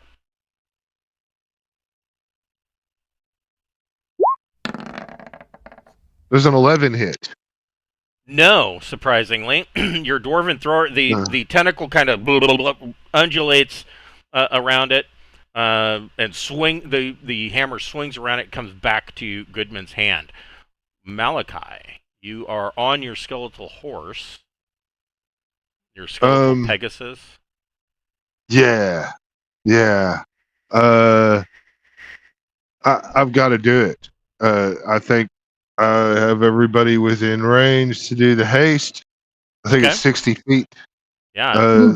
Yeah. So I mean, I get us. Everybody needs it. Wow. I'm getting the whole longboat. Yeah, you can get most of the you can get most of the longboat, so they'll all get 2 attacks and double movement. Let's do that. Let me double check and I will see how many people I can get into that. 3rd level spells. This is so much more effective than fireball over the course of a fight. Just saying. Yeah, it does yield longer term dividends than fireball does. Yeah. But you can't really you can't put fireball in a corner. Up to 24 creatures. So it'll be us 6 plus 18 of the Because probably the leadership, captain, and all that of the boat will get hasted. I can't get all 60 people or 59. I can only do 24 people. Okay, so yeah, you get including your guys, you get up to 24 max. Are all Yeah. hasted. And then I want my skeletal mount to fly me up higher. Okay, so you're probably up somewhere like here. I can use my center thing to show how high I am. Sure. All right, so I'm just gonna have me at like 50 feet right now, then Okay. off the deck of the boat. Okay. Yeah, we can just do 50 feet. There you go. Yeah. If I was really cool, I would know what the keystroke is to add an up arrow. Yeah. 50 feet up. Because there is an ASCII, there is a keystroke that you can do. But I'm not going to bother learning that now. Yeah. Peppermint, what are you doing? Getting hasted and shooting some arrows. Let's do it. Okay, so... Yeah, now that you're on calmer seas, your nausea is it has abated. Even Borman isn't throwing up anymore. Otherwise, you guys would be at like a -1 for everything, but we don't need to worry about that. Does 14 hit? Yes, it does. Okay, cool. And you're shooting at a tentacle, correct? Mm-hmm. For 8 points. Ooh. So you hit this tentacle, and your arrow shears off the tip of the tentacle, and it splashes into the water, and this tentacle's wobbling around, shooting blood. Sweet. Okay, can I shoot another tentacle? Yeah. You want to shoot a different tentacle or the same one? If it's not dead, I'll shoot the same one. Okay. Okay, and I got 18 hits, so that should be good. Yes, that hits. For 4 points. Okay, so the arrow this time sticks into the tentacle, and it continues to wobble around, and you hear from below the water, you hear what sounds like a loud scream comes bubbling up from beneath the waves. What's Alora doing? This boat's about 30 feet across, so I think what I'm gonna do is put some of the black tentacles on the edge of the boat so that it'll be harder for the things to like snatch us off. We're gonna have tentacle on tentacle action. Yeah. So now let me. I can make every time. Oh, go ahead. Every time we do this, and I didn't create black tentacles, but like it's got caveats and addendums. So they do a 30 by 30 foot area. So where did you want to place it? I'm kind of drawing them on the edges of the 30 by 30 foot area. Is that like allowed? Can I decide where they spring up or not really? Well, it's 130 by 30 foot area, so it would be... Okay. Well, the boat's like 30 feet across. So as long as I do it... 15, 20, yeah, 25, if they're poking... 30... Yeah. 15, 20, 25, 30... So it's like that.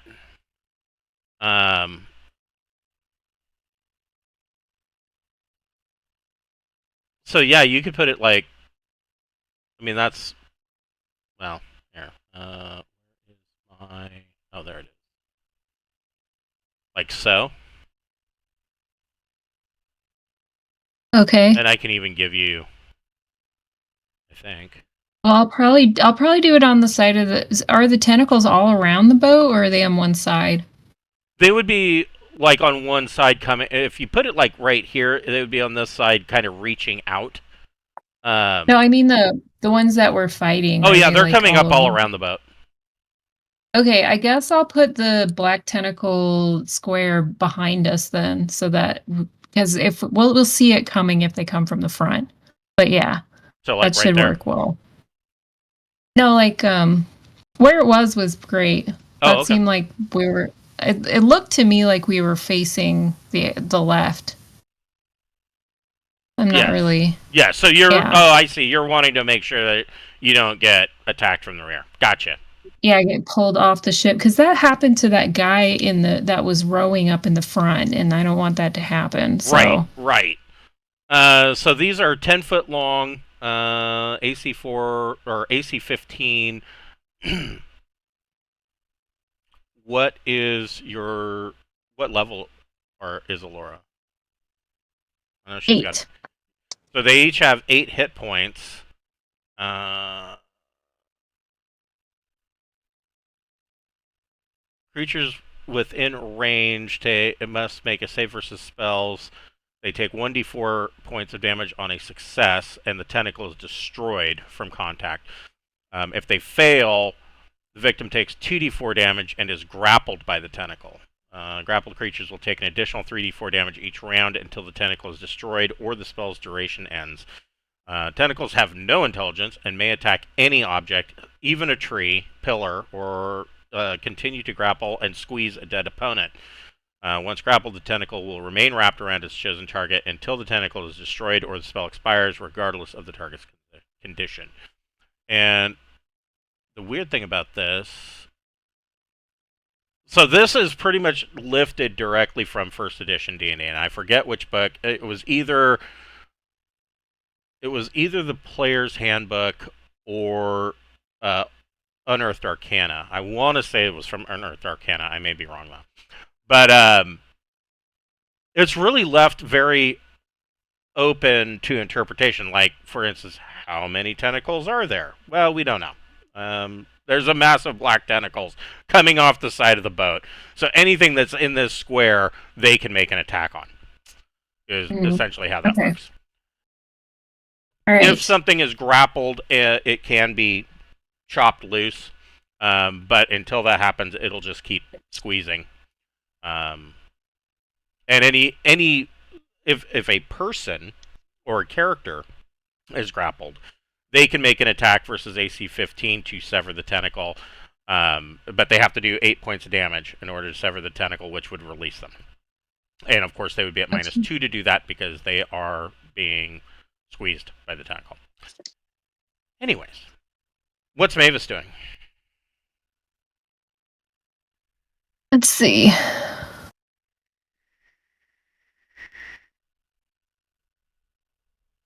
Getting closer to the other edge, I guess. Are there so none of the Kraken tentacles are on the ship? No, they're coming up around. They haven't made an attack on their turn yet, so they are all up out of the water, wiggling about menacingly. Can we see the that main guy, thing? that guy getting snatched was like the opening scene. Right, He didn't even get a save. right. Poor guy. Yeah, right now they're yeah. wiggling around like a Japanese hentai trying to seduce the schoolgirl. All right. And I she's on should her have bought a broom, so bow I mean she can when we go. were in town. Yeah, she's on her broom. She can go up. This sail, just for shits and giggles, is 20 feet up. Okay. That's where this beam is 20 feet above you. Actually, it's probably more like 40 feet because this is billowing, so it's probably more like 40 feet. Well, okay. So I'd probably stuck with the sling for a bit because I didn't you changed the rules so that I could use a bow, is that right or no? I can't remember. Yes. I need to buy one. So you are Order of the Martyr.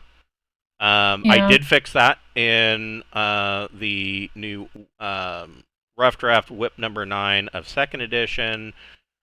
We can go with that rule, and it now says, let me find Order of the Martyr, Saint. 'Cause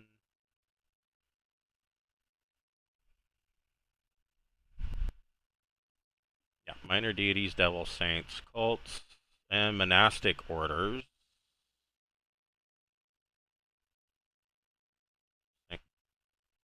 There we go. Saint Soman. So, preferred weapons: composite longbow, composite shortbow, longbow, or shortbow. So yes, you can use a bow but I didn't buy one. I didn't get set up, if so if you want, because this is a bit of a retcon, and I'm not going to punish you for that. If you want, you can change that. I would say a sling. You can change the shortbow, and you can, or you can just take. You can keep the sling if you want, but you can have a shortbow and a quiver of 20 arrows. is it short bow 1d6 weapon? Is that right? I believe that is correct. That sounds right to me. Okay. I will look. It is shortbow 1d6, and it has Okay. a max range of 150 feet. All right, let's start shooting some arrows. Okay, you can do that I twice. can give you a 10 +1 arrows. All right, cool. Sure, there you go. So I mean, if we're doing the retcon, I mean, no way Mavis picks up a thing and doesn't get any of the loot that we've picked up. You know, Right. she's had this bow all this time. Right. Yeah. So there. And you can have 4 silver tipped arrows. For those that That's are wondering half. why Mavis would be able to use a short bow as a cleric, it's because her deity is Soman the Archer, and those are his preferred weapons. She is a part of the Order of the Martyr. okay, so was- I got sorry. Oh, go 14 ahead. to hit. That hits, right? That does hit. So yeah, 1d6 plus 1 damage. That's gonna be 6. Ouch. Pretty good. Then I got one more attack from the haste. That's gonna be like 22 to hit. That's great. For 5 points. Okay. Sweet. Okay, so Mavis, and you get a move too. I'm probably just gonna move up to get further out of the way. Like up here and be up, like Yeah, that would Malachi, work. 50 feet. Yeah. Sure. Okay, there we go. It's my reasoning on the flight thing. I know we were in the waters of the Kraken, and I thought if we all got in the air, you know, we could do water rescues, or if the boat seems to fail, we can get all of our party now, and at least us 6 can make it to where Right. we're going. Right. Yeah, that's true. my thinking Whew. on that. Hope it doesn't come down to that. Well, it would be fun, but yeah, you're right. Oh, well, he's doing percentile shit. That's not cool. The fuck, man. So you see these 2 large tentacles come up out of the water, and they're kind of battering the side of the ship, kind of knocking it to and fro, but they don't do anything else. The smaller tentacles. Dum dum dum. Right.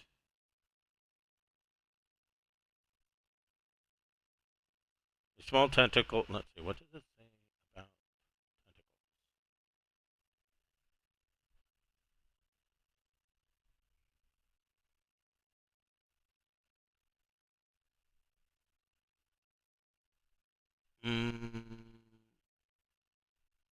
Well, this again. Wow. So the crew that are on the deck, you see these several of these smaller tentacles reach up, and the crew fights them off. None of them are taken. One of these smaller tentacles is coming for Goodman. 13's not going to do it. Goodman, No, not gonna do it. Goodman fights the tentacle off.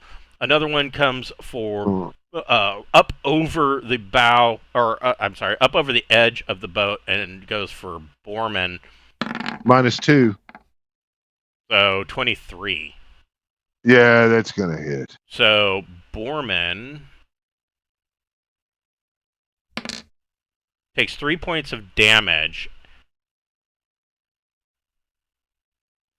and this tentacle wraps around Borman. He is now constricted. On the following round, he will take an automatic 1d4 damage.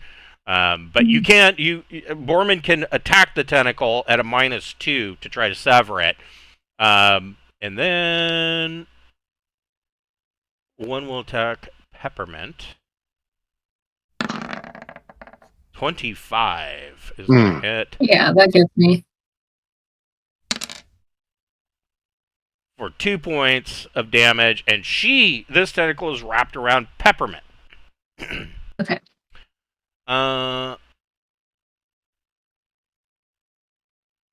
Okay. Borman, what are you doing? You have a tentacle wrapped around you.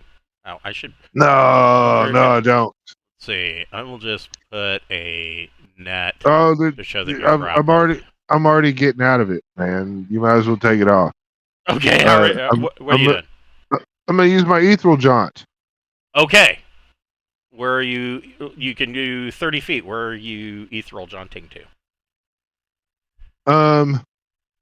He's like Nightcrawler from the X-Men. Bam! He just. Yeah. I was like, I was trying to tell you not to fuck around. Is there like a bottom thing on this sail here? Yes. I mean it. Yeah. I just want to kind of blink up to it then, or ethereal jaunt. So I'm like halfway to the top of this big mast, you know. Okay. Maybe You're about 20 feet there's up. if there's a ladder that goes up that big central mast there, you know, I want to be on it. Okay. So you are up 20 feet, and you go bamf, and you reappear hanging from. It's not really a ladder, a rope ladder. There are, yes, there is rigging and whatnot, but there are wooden pegs along the mast that allow people to climb up should they need to. Going up to the top with my double movement. Okay. Due to the haste. So you are at the top, which puts you at 40 feet. Yeah, and then I am going to start writing down pain upon tentacles. Okay, go for it. I guess I left the one that I was tied to a rope. I'm guessing I left that down there. Probably, yes. Yeah. So I'm just going without the rope here. And does a 13 hit? Yes, it does. What are you attacking? A random tentacle, or are you trying? The tentacle that's got Peppermint. Okay, so 5 points of damage. An arrow drops into this tentacle, and it kind of lifts Peppermint up off the ground. She's now wiggling. That's another hit. It's 27 hit. Yeah, so I will do another 3 points of damage.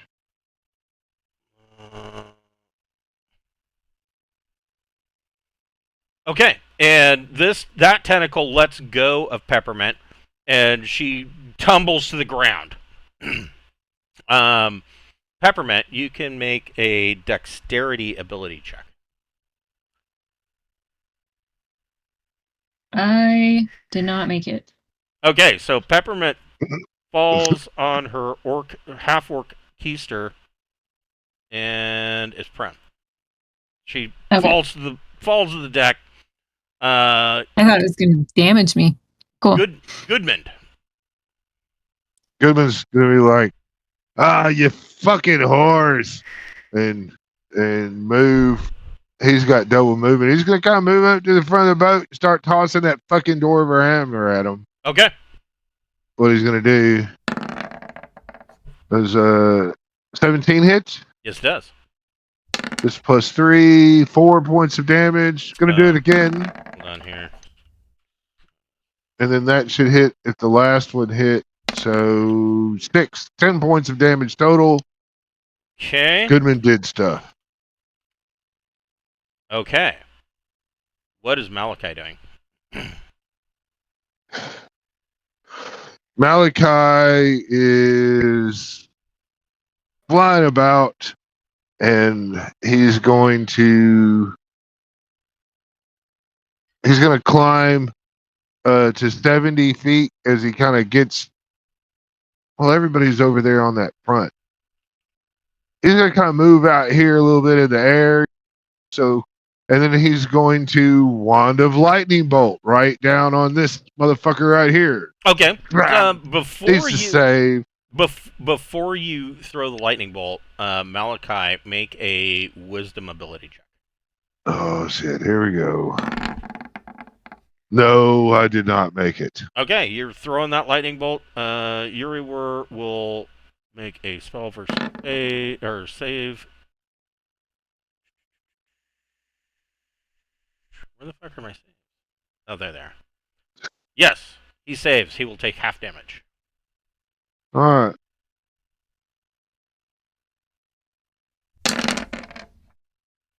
Whatever. 17 points. Okay, so Half of that's like what? 8. 8. Okay, so this bolt of lightning hits the water, or hits this tentacle, and you see the entire water light up. Everybody except Malachi make a wisdom ability check.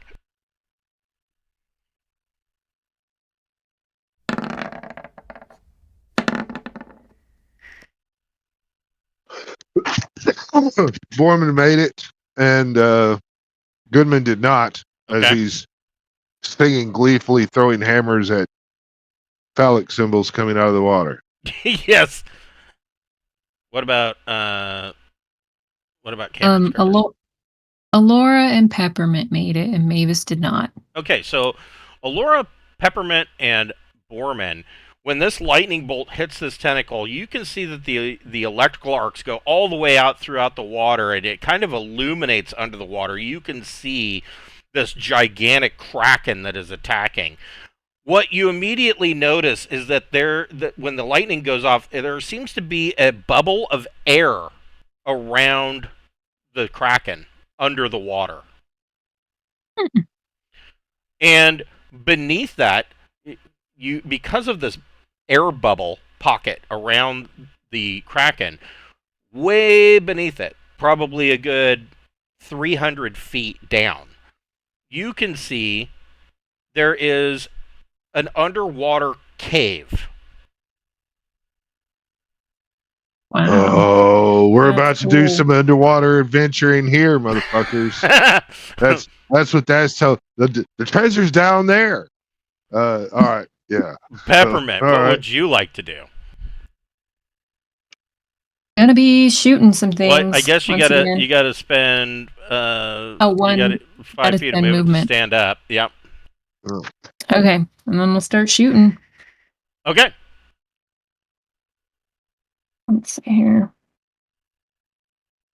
That's 17 to hit. Yep. For 6 points. Okay.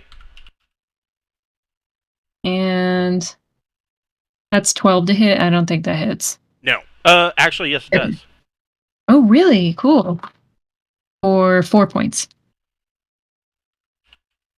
Okay. You hit, both of your arrows strike home, and all of the tentacles at this one time just all suck back into the water.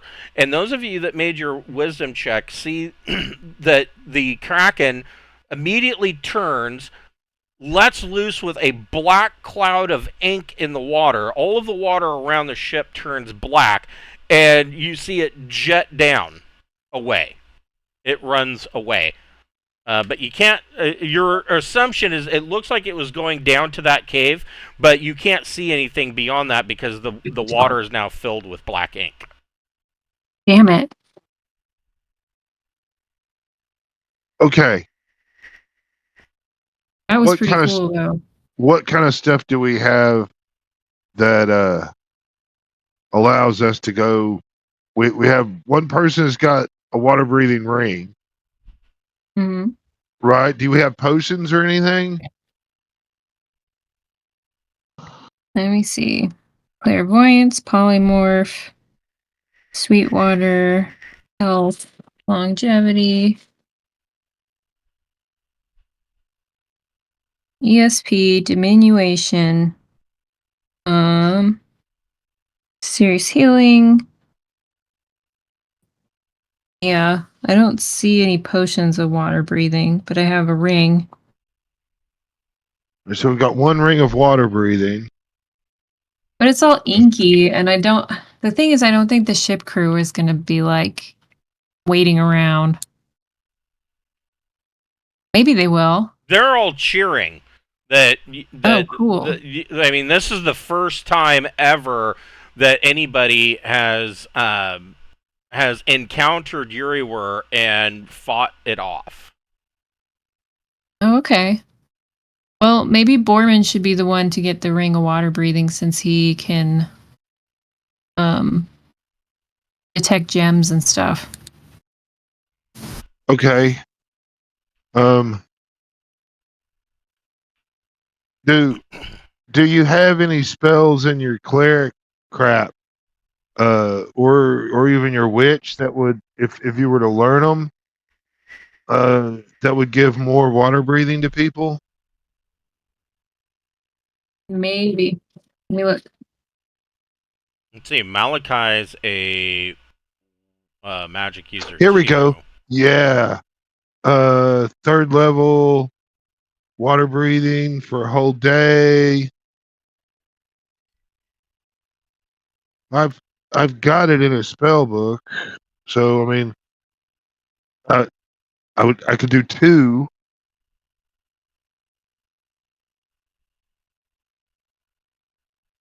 Are you detecting any treasure or anything in the vicinity? So he only has his armor only yeah. has a range of 60 feet. Oh, we have a helm Yeah. of underwater action also. Yeah, I don't remember what that does. So it. Okay. Is,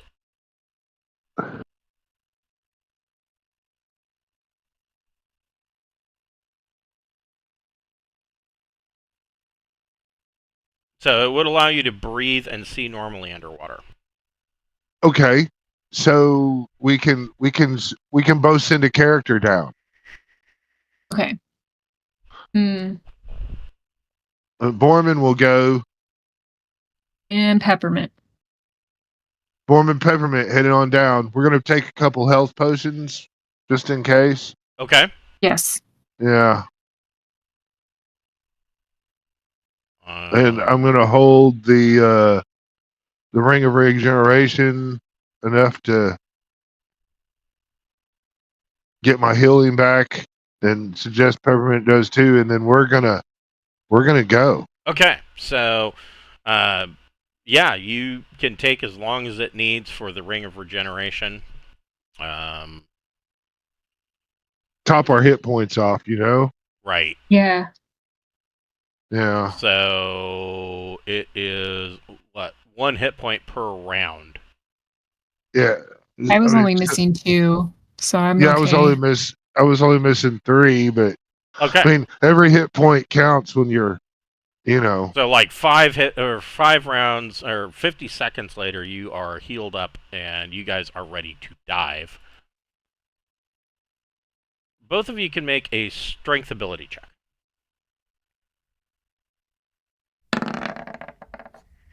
Yeah. I have made it. Okay. So both of you swim down.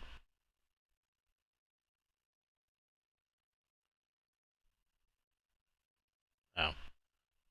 I counted far more of you ending up here, evidently.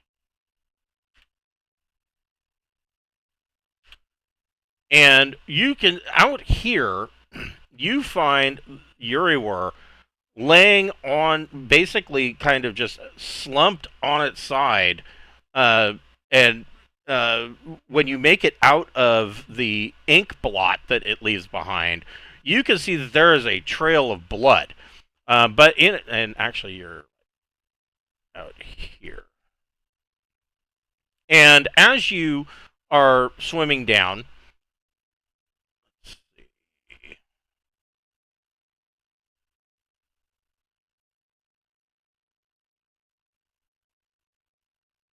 Can I turn invisible as I'm swimming down? yes.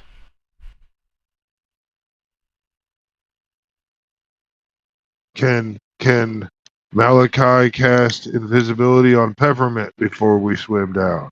Sure. All right. So as you are swimming down, and it's a good thing that you healed up because surrounding this blood around Jurywr, there are 13 bull sharks that have been attracted by the scent of this blood. But you come down,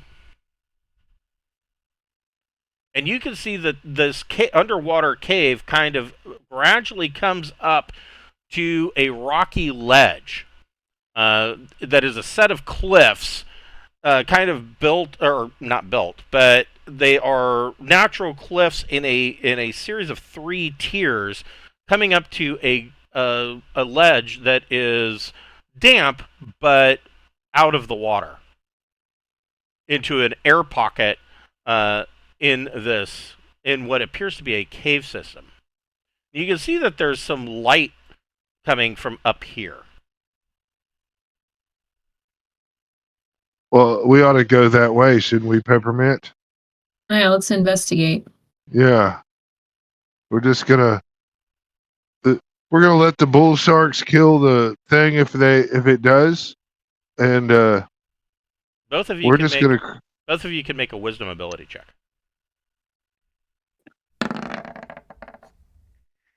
No, I did I not. made it. So I made Peppermint, it. you see that there is over here, gleaming amongst the rocks, is treasure. Oh, Dun well, I'll dun point dun it out to dun. Borman. Yeah, He'll do I definitely. sense gems within 60 feet? Let's see. Yes, you do. You get 1, 2, I, 3, 4, 5, 6 rolls on table D. So each of you gets 3 rolls. So Borman, All you want to right. make your first 3 rolls? all right. So 71, There you go. 15, That looks good. and 56. The first one and the 56 are nothing, but you do find 3 gems.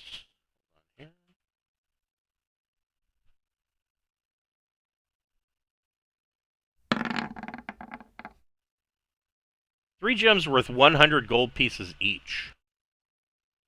Nice. Yeah.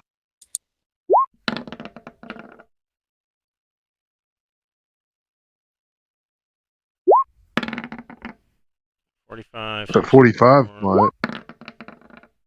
and Huh. 72. Yeah, I doubt any of those are anything. No, there is, actually. Oh, cool.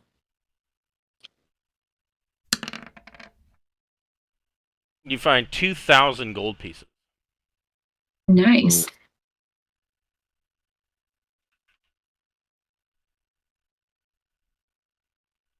In addition to this, you find an additional 3,900 gold pieces. Okay, so that's a total of 59. Okay. And that is Jurywr's treasure. Awesome. Okay. And Jurywr's dead, right? Or dying, yeah. I mean, we should get we should feel the power of doing it, of beating it. How about how far down would you say that we went? Like 300 feet. You are on the ocean floor here. Uh, and Jeez.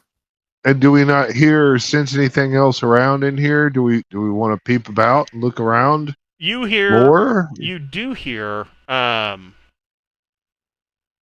dripping water. There are small pools of water that have gathered. There's dripping water coming from the ceiling. So it's not like this is completely watertight. The air in here is very stale. Mm. Heavy salt. Like just breathing in, you can taste the salt in your mouth. Um, Oof.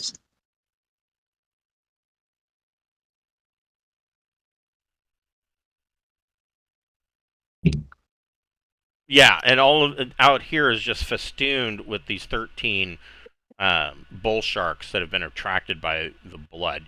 You can also hear what sounds like maybe a sounds like a bubbling, roiling sound, like a pot that has like a very very large pot has been brought to boil. Uh, Hmm. I think we should do a quick sweep around. Okay. See what I'll we follow you. see. Yeah.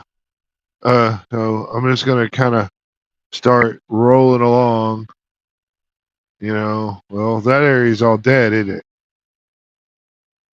Hold on So, here. yeah, I'm just gonna kind of Yeah, you can move go your exploration movement right. uh, right up in there. Okay, so up in here,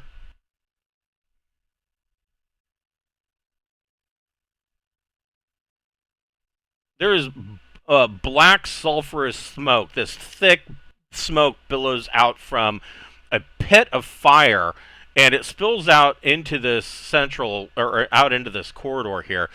And your visibility, your eyes are stinging from this smoke, and your visibility is reduced to about 20 feet. You kind of are choking and coughing on the nauseous fumes. Everybody, both of you make a save versus poison. Hmm. No. No, that's a failure. So Borman is Uh, retching and coughing for one round. Me too. Man, why did we send the two people that threw up on the boat all the way down here? yeah, I know. We weren't the ones to do it. So yeah, Looking at I this guess. pit as you're retching and coughing, you can hear horrific sounds coming from the pit. Not only is there like a roiling boil of what you now can realize there's a glow of hellish lava, but you can hear the unmistakable sounds of like a whip cracking from deep below and people screaming. Oh my gosh, let's get out of here. This is horrible. Yeah, Can we yeah. move? I guess let's go. Whenever we can leave, we're just gonna kind of. Oh, look, there's a whole bunch more to explore, but no, we're leaving. Right? Really? I Okay. don't Well, know. yeah, we'll keep going. Let's go. Hold on I here. just wanted to get away from that one thing with the Yeah. hell portal. Like, I guess we're kind of going way up here, and we're hasted still should be. I don't know. After swimming that long, maybe we're not. It goes for 30 minutes. I mean, we could get down in here into this little area, right? After a turn or two. I'd imagine. Yeah.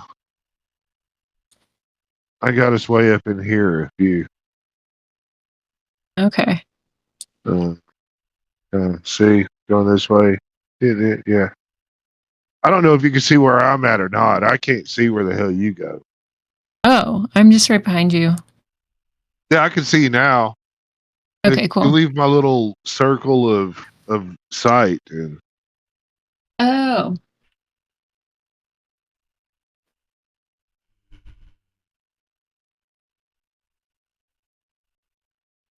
is there's a there puddle anything? in here. Yeah.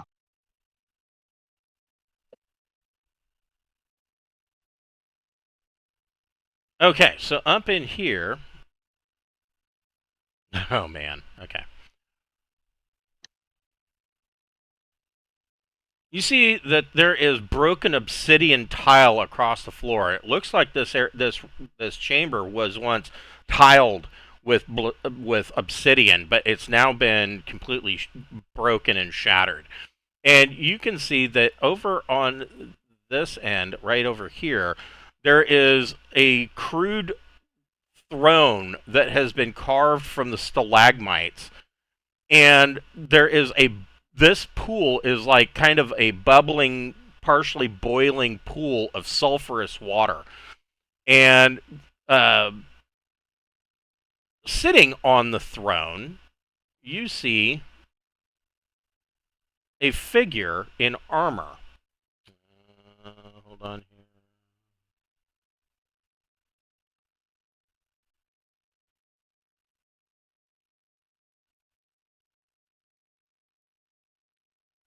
Sure. That works.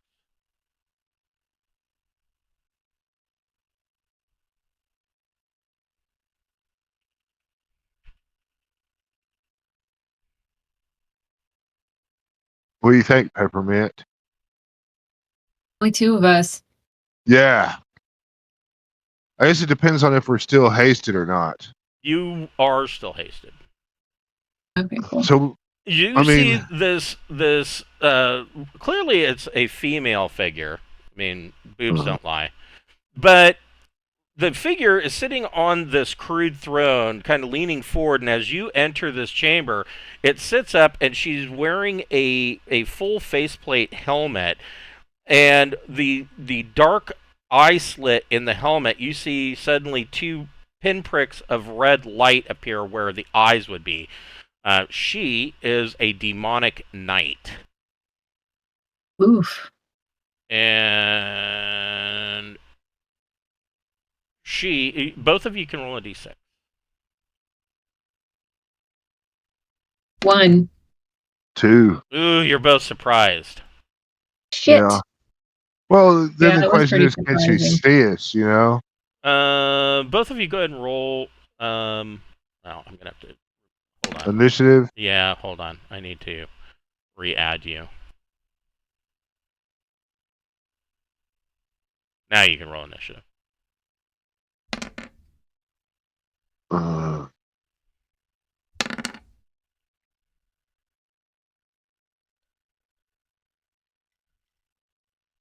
So both of you are surprised when she raises her head and these pinpricks of light pop up. She.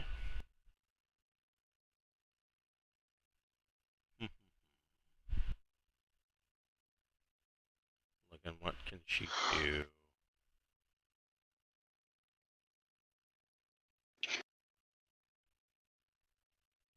she might not even see us. Nope, she can see. She can detect invisible creatures within 60 feet. Oh, man. All right. Oof. Do we get a hide and shadow You thing, can or do are we this just like once per glowing? day. Both of you make a save versus spells. All right. Damn it. No. Uh-oh. This is not good for you. I didn't make it either. Oh, shit. Sorry, guys. Both of you take 41 points of damage as she throws a fireball. Let's see, Well, I'm fucking dead. So, Peppermint can make a save versus death. I don't remember how to do that. I'm sorry. D20, and you want to get over your D save. Fuck, I didn't. Peppermint drops dead on the spot. Is Son of a bitch. Peppermint carrying a shield? Yeah. So no, Peppermint doesn't drop dead. The fireball comes forth, and she holds up her shield. Her shield is shattered and incinerated, so she no longer has a shield. But she drops to the ground unconscious at 0 hit points. Okay. What about Borman? Borman has 6 hit points left. Okay, what is Borman? Well, Peppermint's down. What is Yep. shit? Well, we'll switch this. What is Borman doing? Just scry out of here or something? Borman is going to match Peppermint up and enjoy his double movement. So I guess if I'm dragging her, I can only go my regular movement, Yep. right? Yes. Right. Can I ethereal jaunt with her in my arm? I don't think you can. Let me look at the armor. Let's see here. Yeah. Armor.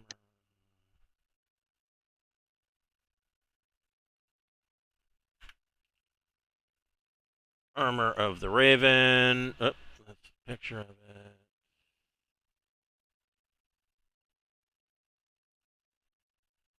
So, 3 times per day, the armor allows the wearer to turn ethereal. No, it's only you.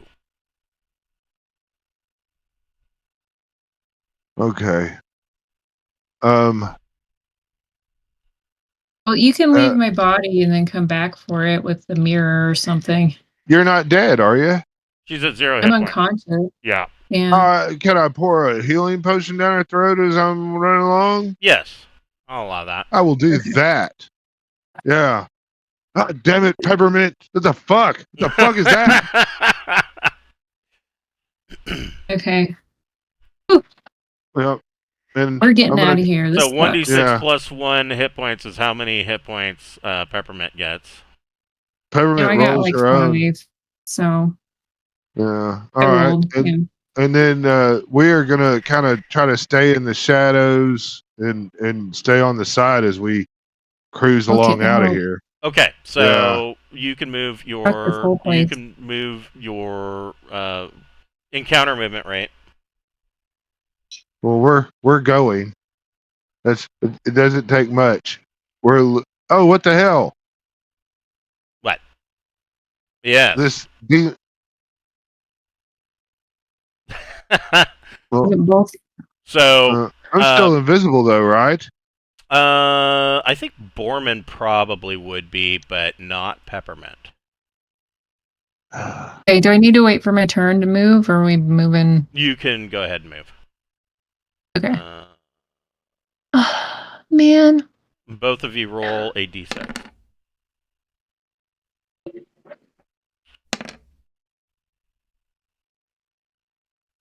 2.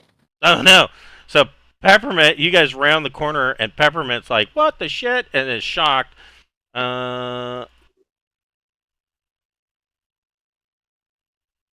The Hezra demon Oh man.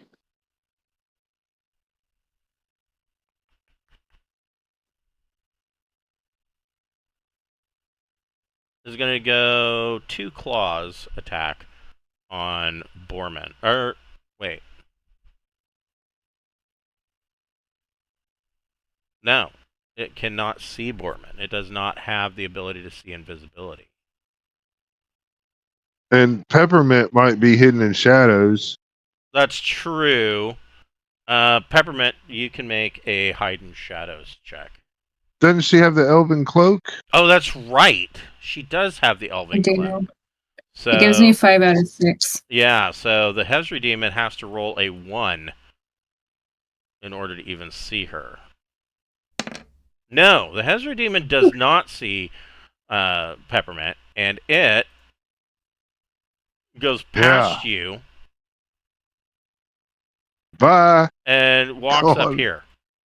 You guys see that there is a rough staircase that is carved into the floor of the cavern that goes up and ends in another cave. We got to get out of here, though. We gotta go, man. I mean, we want to play. Yeah, we are headed out. Okay. You know. Okay. Yeah, top speed to right on out of this motherfucker. Okay, so you guys run all the way out and swim back up to the ship. Oof. Completely battered and fucked up, but you make it back up to the ship. And everybody's looking at you guys. I mean, you're scorched. Like, most of Borman's hair is missing. And, Peppermint is badly burned. What are you guys doing? We're holding that ring. Yeah, but we're gonna heal up. Yeah, and I mean, I kind of want to go down there and kill them motherfuckers, but I don't know how the whole party thinks about going down. I mean, it already used fireball. Yeah. Well, I can tell you that the demonic knight only gets 1 fireball per day, so that's over and done with. She opened up with her biggest her biggest But that was damage dealer. 14d6. That means she's a 14 fucking hit die monster. She is. Yeah, we need Dentry and Jackson if we're gonna take on this kind of She's thing. a We 10 could, hit dice monster with 3 stars. if we want more Oh. experience later, we can use the mirror to scry back to there when we have like Yeah, a full party. That is true. Yeah, I've been there. We'll figure out a way to do it later. We're heading on. Okay. So the captain, fuck all that. the captain rounds the crew up, and they once again set sail. And a couple of hours later, you arrive on the shores of this burg, right down here. And the whole way we're there, Borman is like, you really should invest in some anti stuff, anti cracking stuff. Armor made of asbestos. Give me 1 second. Hell I'll be no, right back. fucking anchor sized grappling hooks and chains. Right? Yeah. I will be right back.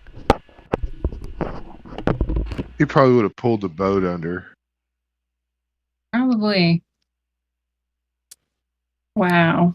Okay. Is it time to grab a snack? Is that what's happening? Maybe, or he might be just going to.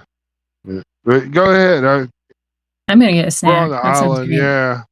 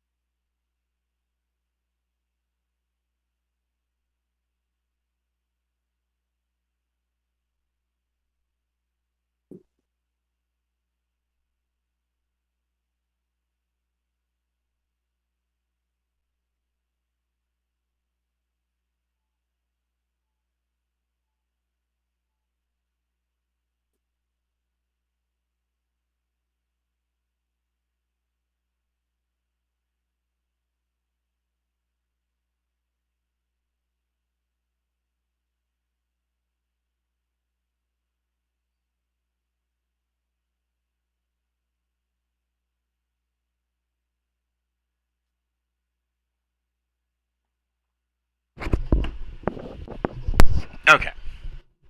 Huh? So about another 10 hours at sea, and you make it to the edge of this berg. The captain tells you that you can take 2 of his crew members with you. These guys. Oh, wait. I actually don't need to do that. I already have these guys.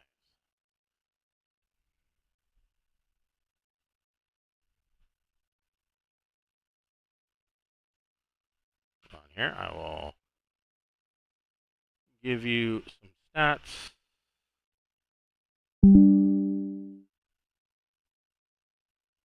You take 2. Each of you gets 1 of these guys to control.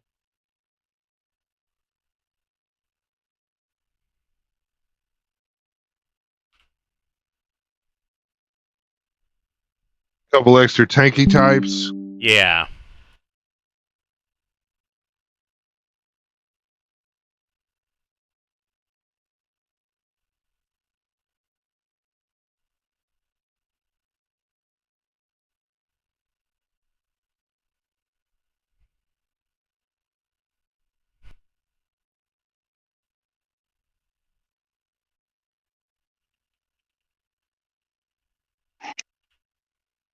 There we go.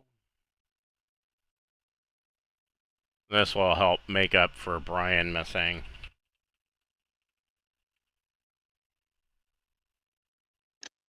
When they get low on health, we can turn on them and get an EXP for killing them. Right.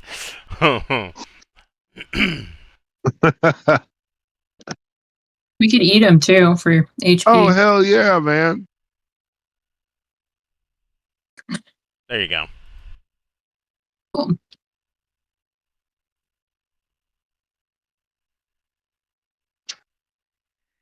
So these are half giants. Okay.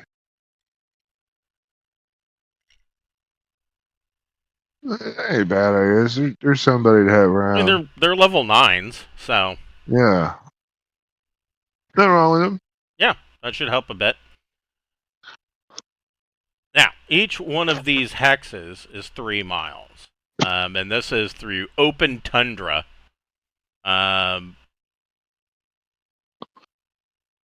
So, I mean, the snow on this berg.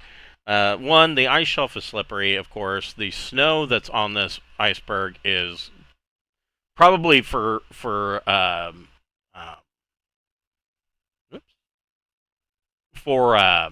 Goodman. It's probably up over his waist. The rest of you, it's probably just over your knee in depth. It appears to be this time of year. It's kind of a wet, but it's kind of wet, but it's not quite slush. It's still got some powder to it, but as you move through it, it just soaks everything. So your movement rate, your normal movement rate, is kind of cut in half. But in a day, you can get up that far. Everybody can roll a wisdom ability check.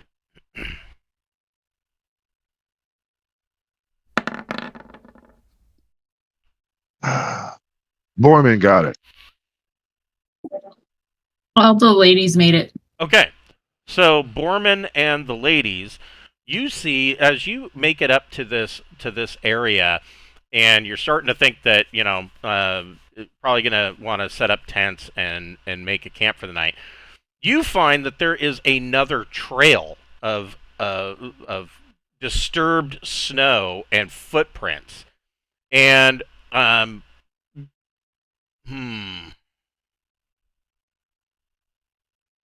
well, it's pretty obvious. You don't have to make a tracking. Nobody needs a tracking check. You can immediately see that the boot prints that's in this disturbed long trench of snow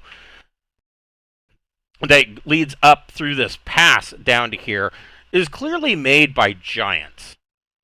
And Frost giants. you end up coming upon the edge of a camp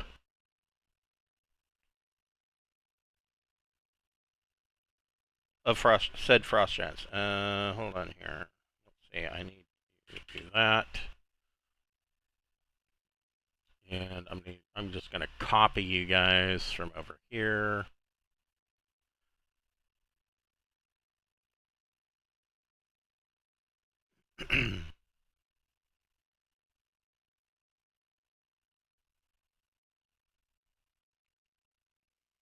I'll turn off your wings for now.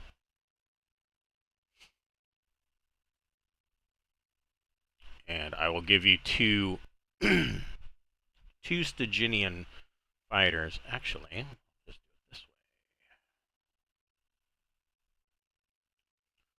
way. We know who's who doing what's what.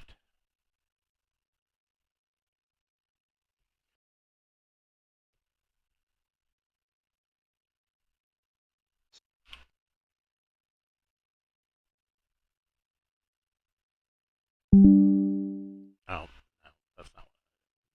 that's not what I wanted to do.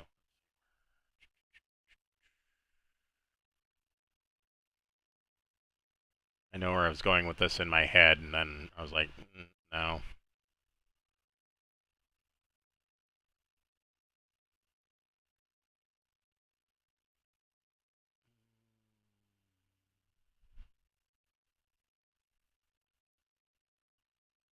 Perfect.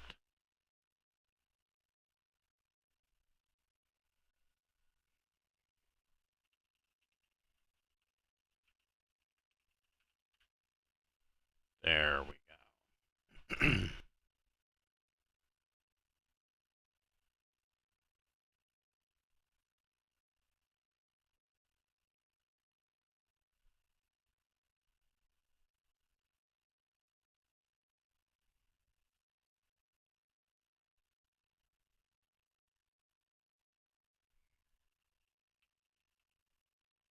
I'll just call them crewmen. And we'll give this one to Mavis and Allura for control, and they have 33 hit points each.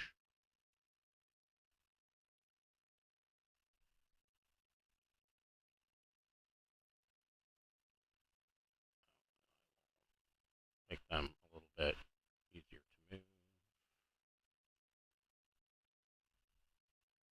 This one I will give control to Borman.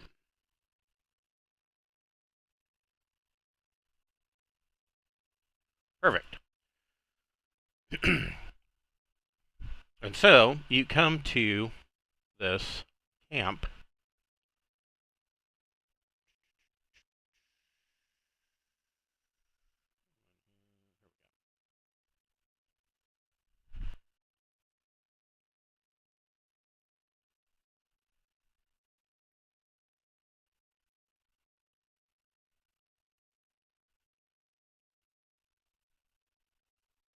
Pretty sure.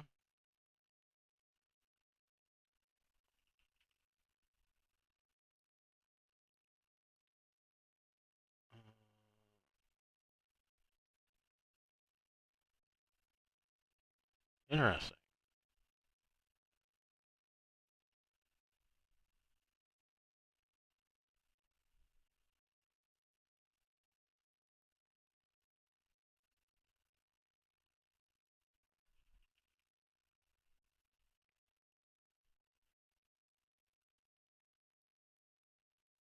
I could have swore I have some frost giant.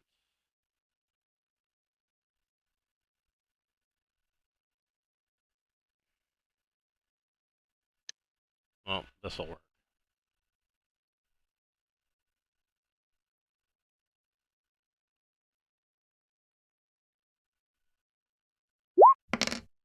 There are 3 of these.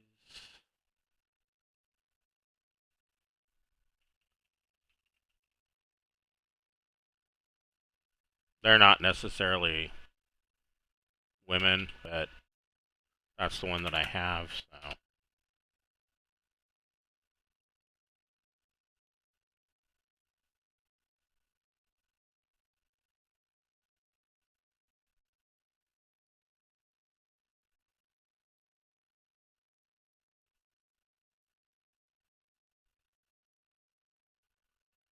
then there's this jack off.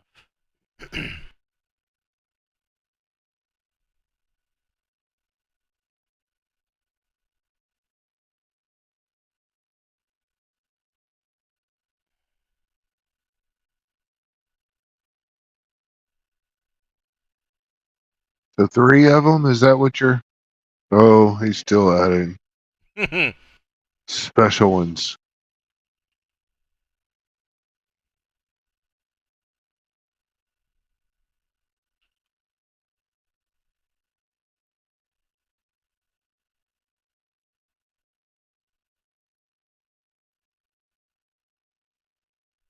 So you see all of these guys kind of milling about.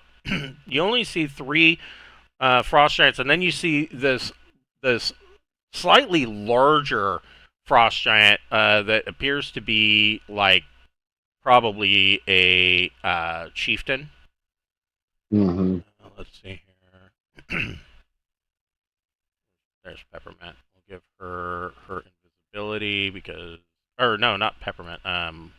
Yeah, Peppermint. She's got her cloak, and Laura's got a cloak.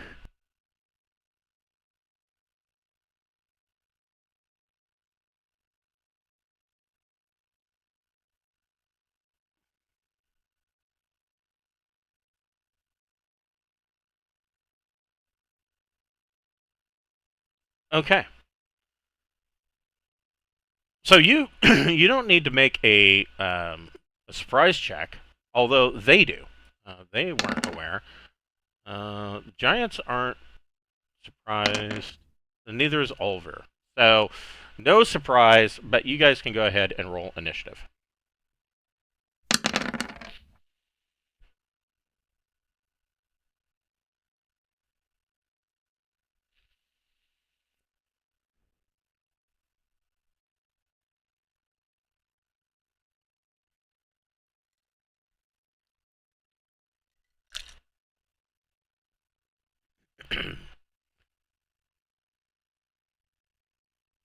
And Peppermint, of course. Or not Peppermint. Cameron, you can roll all of yours.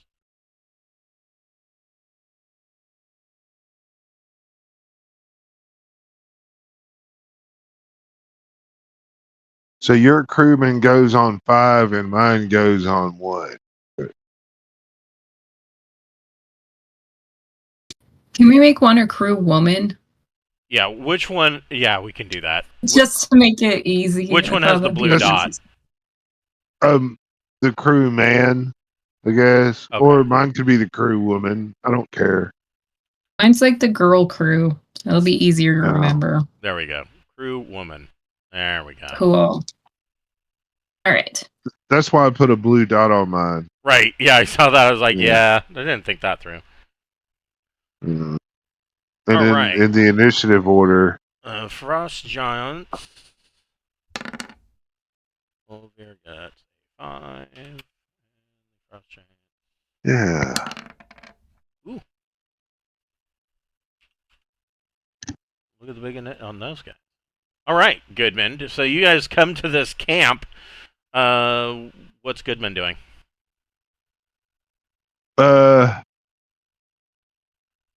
Goodman is going to make sure he knows how to speak giant, and he does not. Doesn't come with Dwarven. Hmm. The crewman might. Yeah, but it's That Goodman's is turn. possible. Okay. Yeah. Let's see. I mean, Yeah. they're just sitting there right now. So I guess Yeah. Oh, Goodman will I need. There's actually step more here. Hold on. Forgot about more this. giants. No, but. Oops.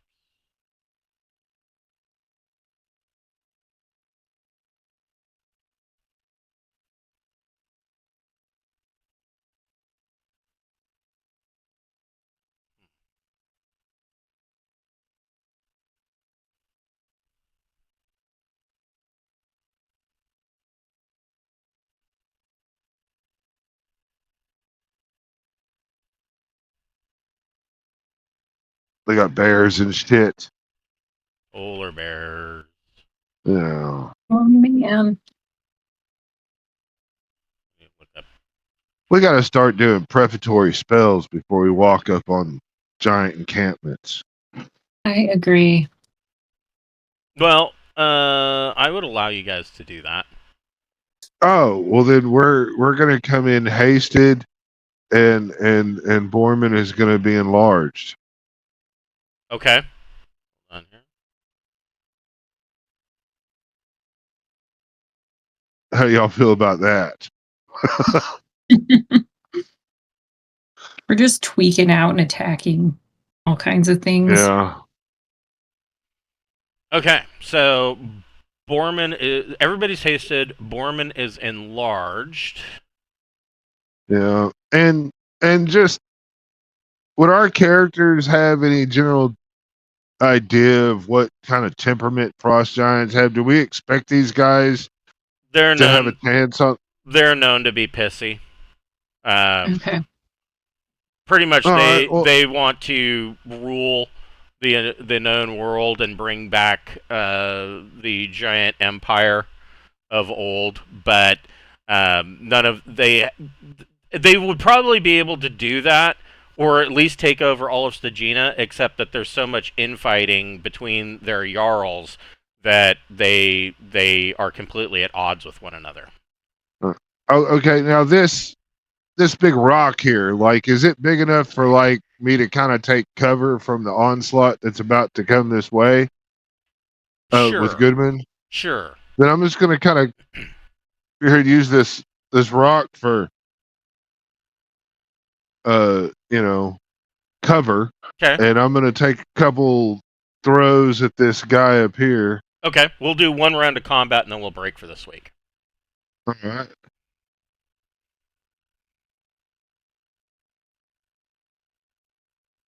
So you're shooting this frost giant. Gotcha. Yeah. There's a 15 hit. A 15 hits. 6 points of damage. I'm going to do it again because I'm hasted. And then I'm going to crit for 9 points. 9 points of damage. And roll And a let me d20. roll a d20 on top of that with another nat 20. Oh, shit. The hammer hits the giant in the face and tears his head clear from his shoulders and kills him instantly. That's amazing. Yeah. Goodman will call out in Dwarven, you know, y'all motherfuckers suck. Come get it. Yeah. Hold on here.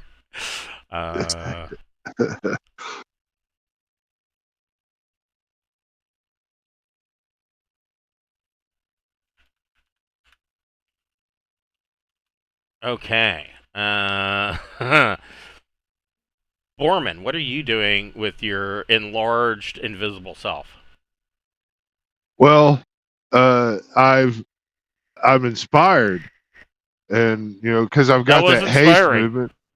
Yeah, I'm gonna come right up on this dude, and the first thing I'm gonna do is try to Backstab him. see not. Yeah, hell yeah. Does 25 hit? Ooh. Indeed it does. Okay, so this You will guys, be if we win this, we're gonna have like a comfy camp all made up for us. You can just sleep at it. It's gonna be Yeah, like great. 4 of you can sleep in one bed and not even touch each other. So how does this work? Okay, is this 8 times 3, or is it 8 doubled into 16 that's doubled into 32? Because I've got That's how 2 that double damage. right. That's how that would work. So, what's the total for your backstab first? Okay, my total for my backstab would be 16. And then times 2 because you're enlarged. 32. So 32. Yeah. That's how that would work. So well, that's what I'm gonna do. You know, backstab him and you pull your sword free. It's fire damage. Oh, or that's part right. They don't have any vulnerability to fire, although they are unharmed by cold attacks. Okay. Well, you get another attack. Yeah, I've got to keep going here. I'm kind of committed. Does 17 hit? Yes, it does. This will be +2, so 3 times 2 because I'm enlarged is 6. Okay. All right. So Borman comes up and does a whole shit ton of damage to Ulvir, the Frost Giant Chieftain, stabbing him in the kidneys and then slashing across his chest. The Frost Giants are not too pleased with the fact that their one of their number is kaput, and now you're poking their leader. So he is going to move up and swing on Borman. He'll take a -2 though, because I have the displacer cloak. Right. Of goody loveness.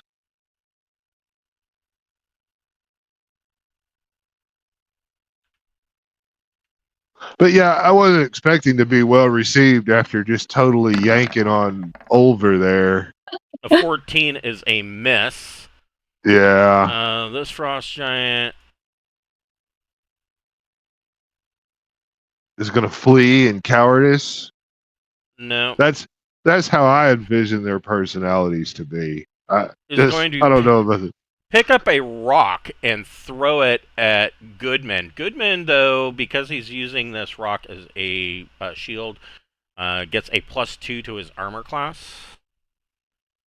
Okay. So Goodman's AC will now turn into 23.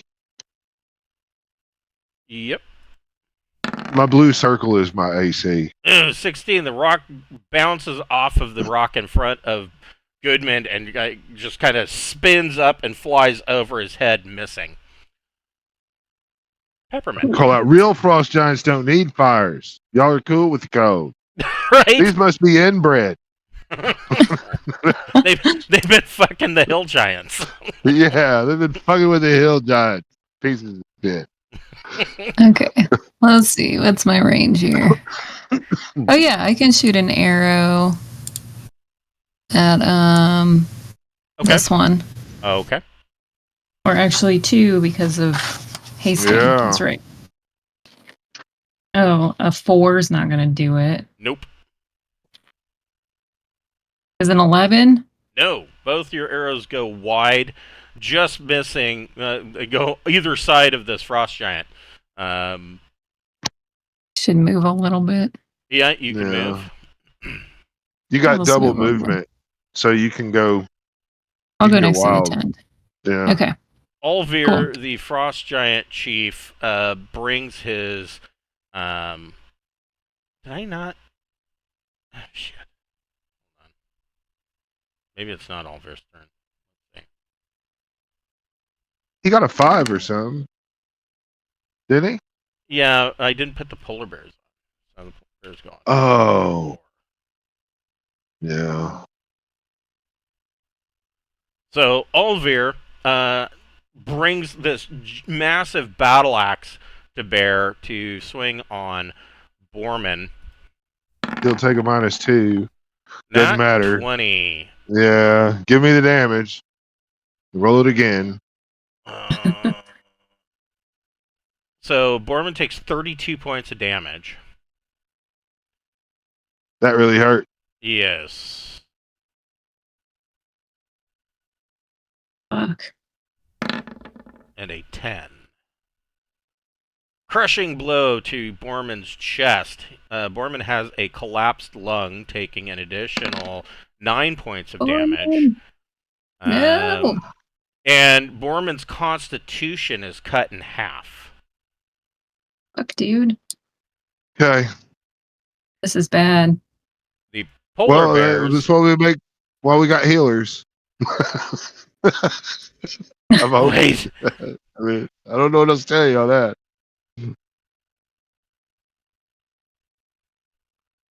On here. Polar bears. I want to say 40, but I might be wrong. Yes. So that is where they move to. These two polar bears are going to swipe on Borman, taking a -2. That's a Thank miss. And that's a miss. Thank you. Oh, they get 2 claws and a bite. Second claw. Oh, no! Oh, no! Borman's going to take 6 points of damage.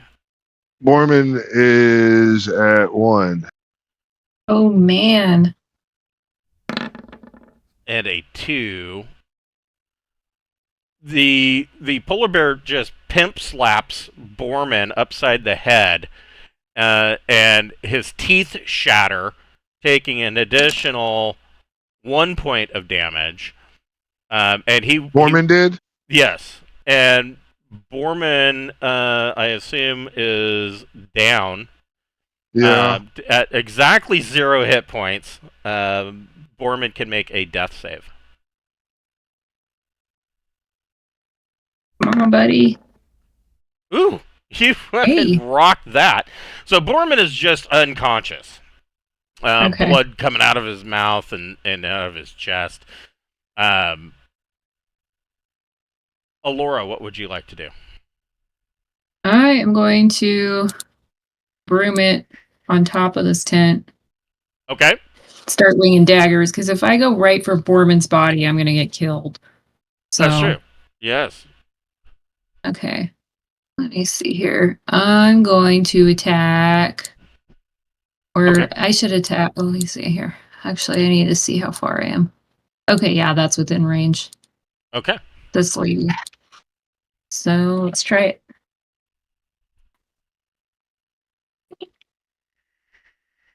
$18? Does 18 hit? Yes. Oh, there she is. Okay. Okay. Wait, the crew woman didn't get to go. Oh, on 5.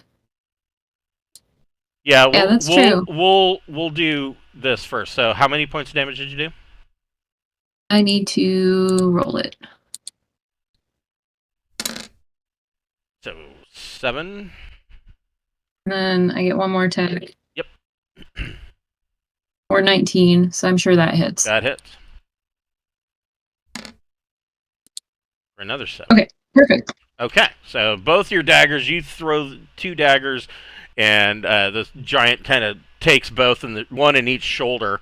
What's your crew woman doing? I need to look at their movement. I just had the sheet up, and I missed. Here is longship crewman. They get double movement.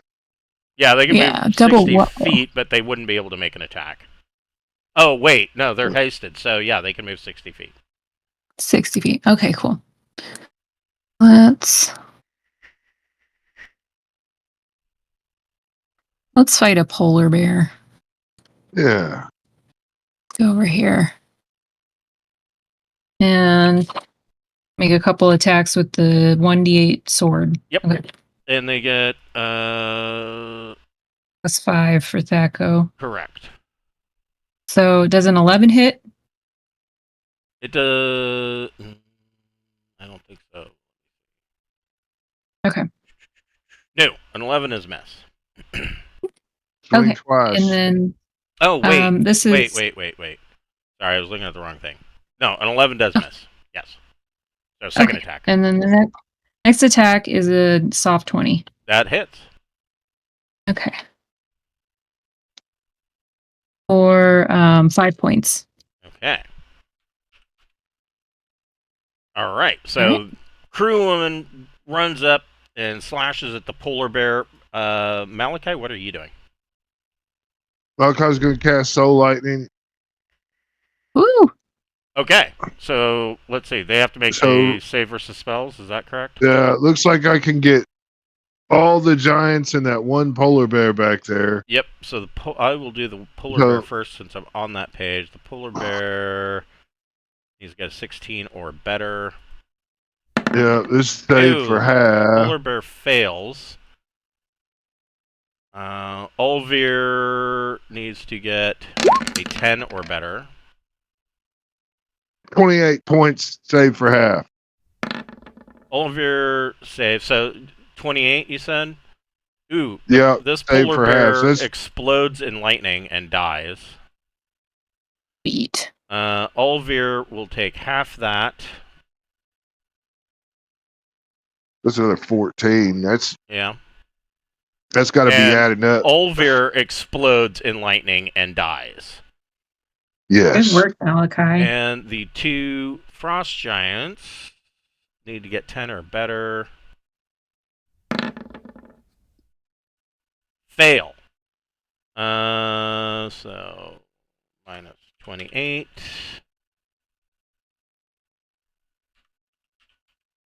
Okay. Hold on just a moment. That fucking helped. Yes, that squared things up rather nicely. So, yeah.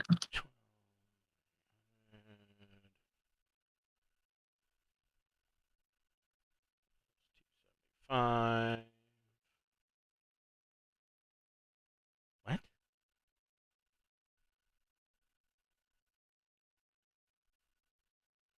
There we go. That's better. And then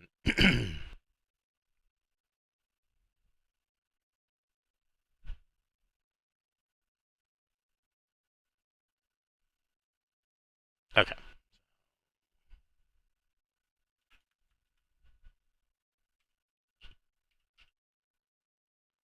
All right. What does Mavis want to do? To run over and hurt somebody, I guess. Let's see. Yeah, she's got double moves, so. Okay. Move it to here. And start smacking some things with the warhammer. Smack a polar bear. Yeah. Magnificent creature. I'll beat it. Beat you like a baby seal. That's right. Okay, 11 misses. 21 21 hits. 11 is a miss. Right. 21 does hit. Yeah. Okay. 3, 8. Okay. You run up and smack this polar bear right in the skull with your hammer. What does crewman do?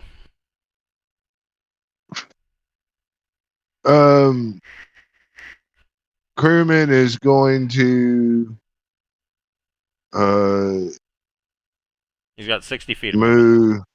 Yeah, he's gonna run right over here to all this, and he's going to throw a couple rocks at this giant right there. Okay. So what is his stacko? Is that +5? Yes. We go. Does 16 hit? Yes, it does. So it's a D6. So 1 point of damage on that. And I'm going to try again. There's a 12 hit. It does not. And I missed. Let's see And here. that's the end of crewman. And you only did 1 point of damage. Okay. All right. Yeah. All Just right. throwing rocks. We will break here. Let me go ahead and divvy up some XP for you guys. Let's see. 1, 2, 3, 7. I'm going to take it divided by 5.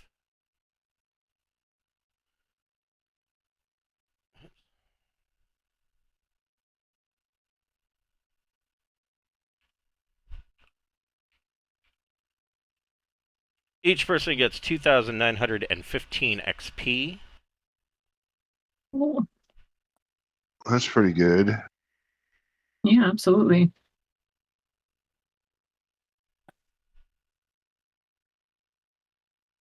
Oh, And we will pick this up Goodman's next getting Saturday. close. All right. I'll see you then. Thanks so much. All right. I'll see Have you a guys good next night. Saturday, and I will see both of you Wednesday night for Behind the Claw. Fun. All Bye. right. Have a good one, guys.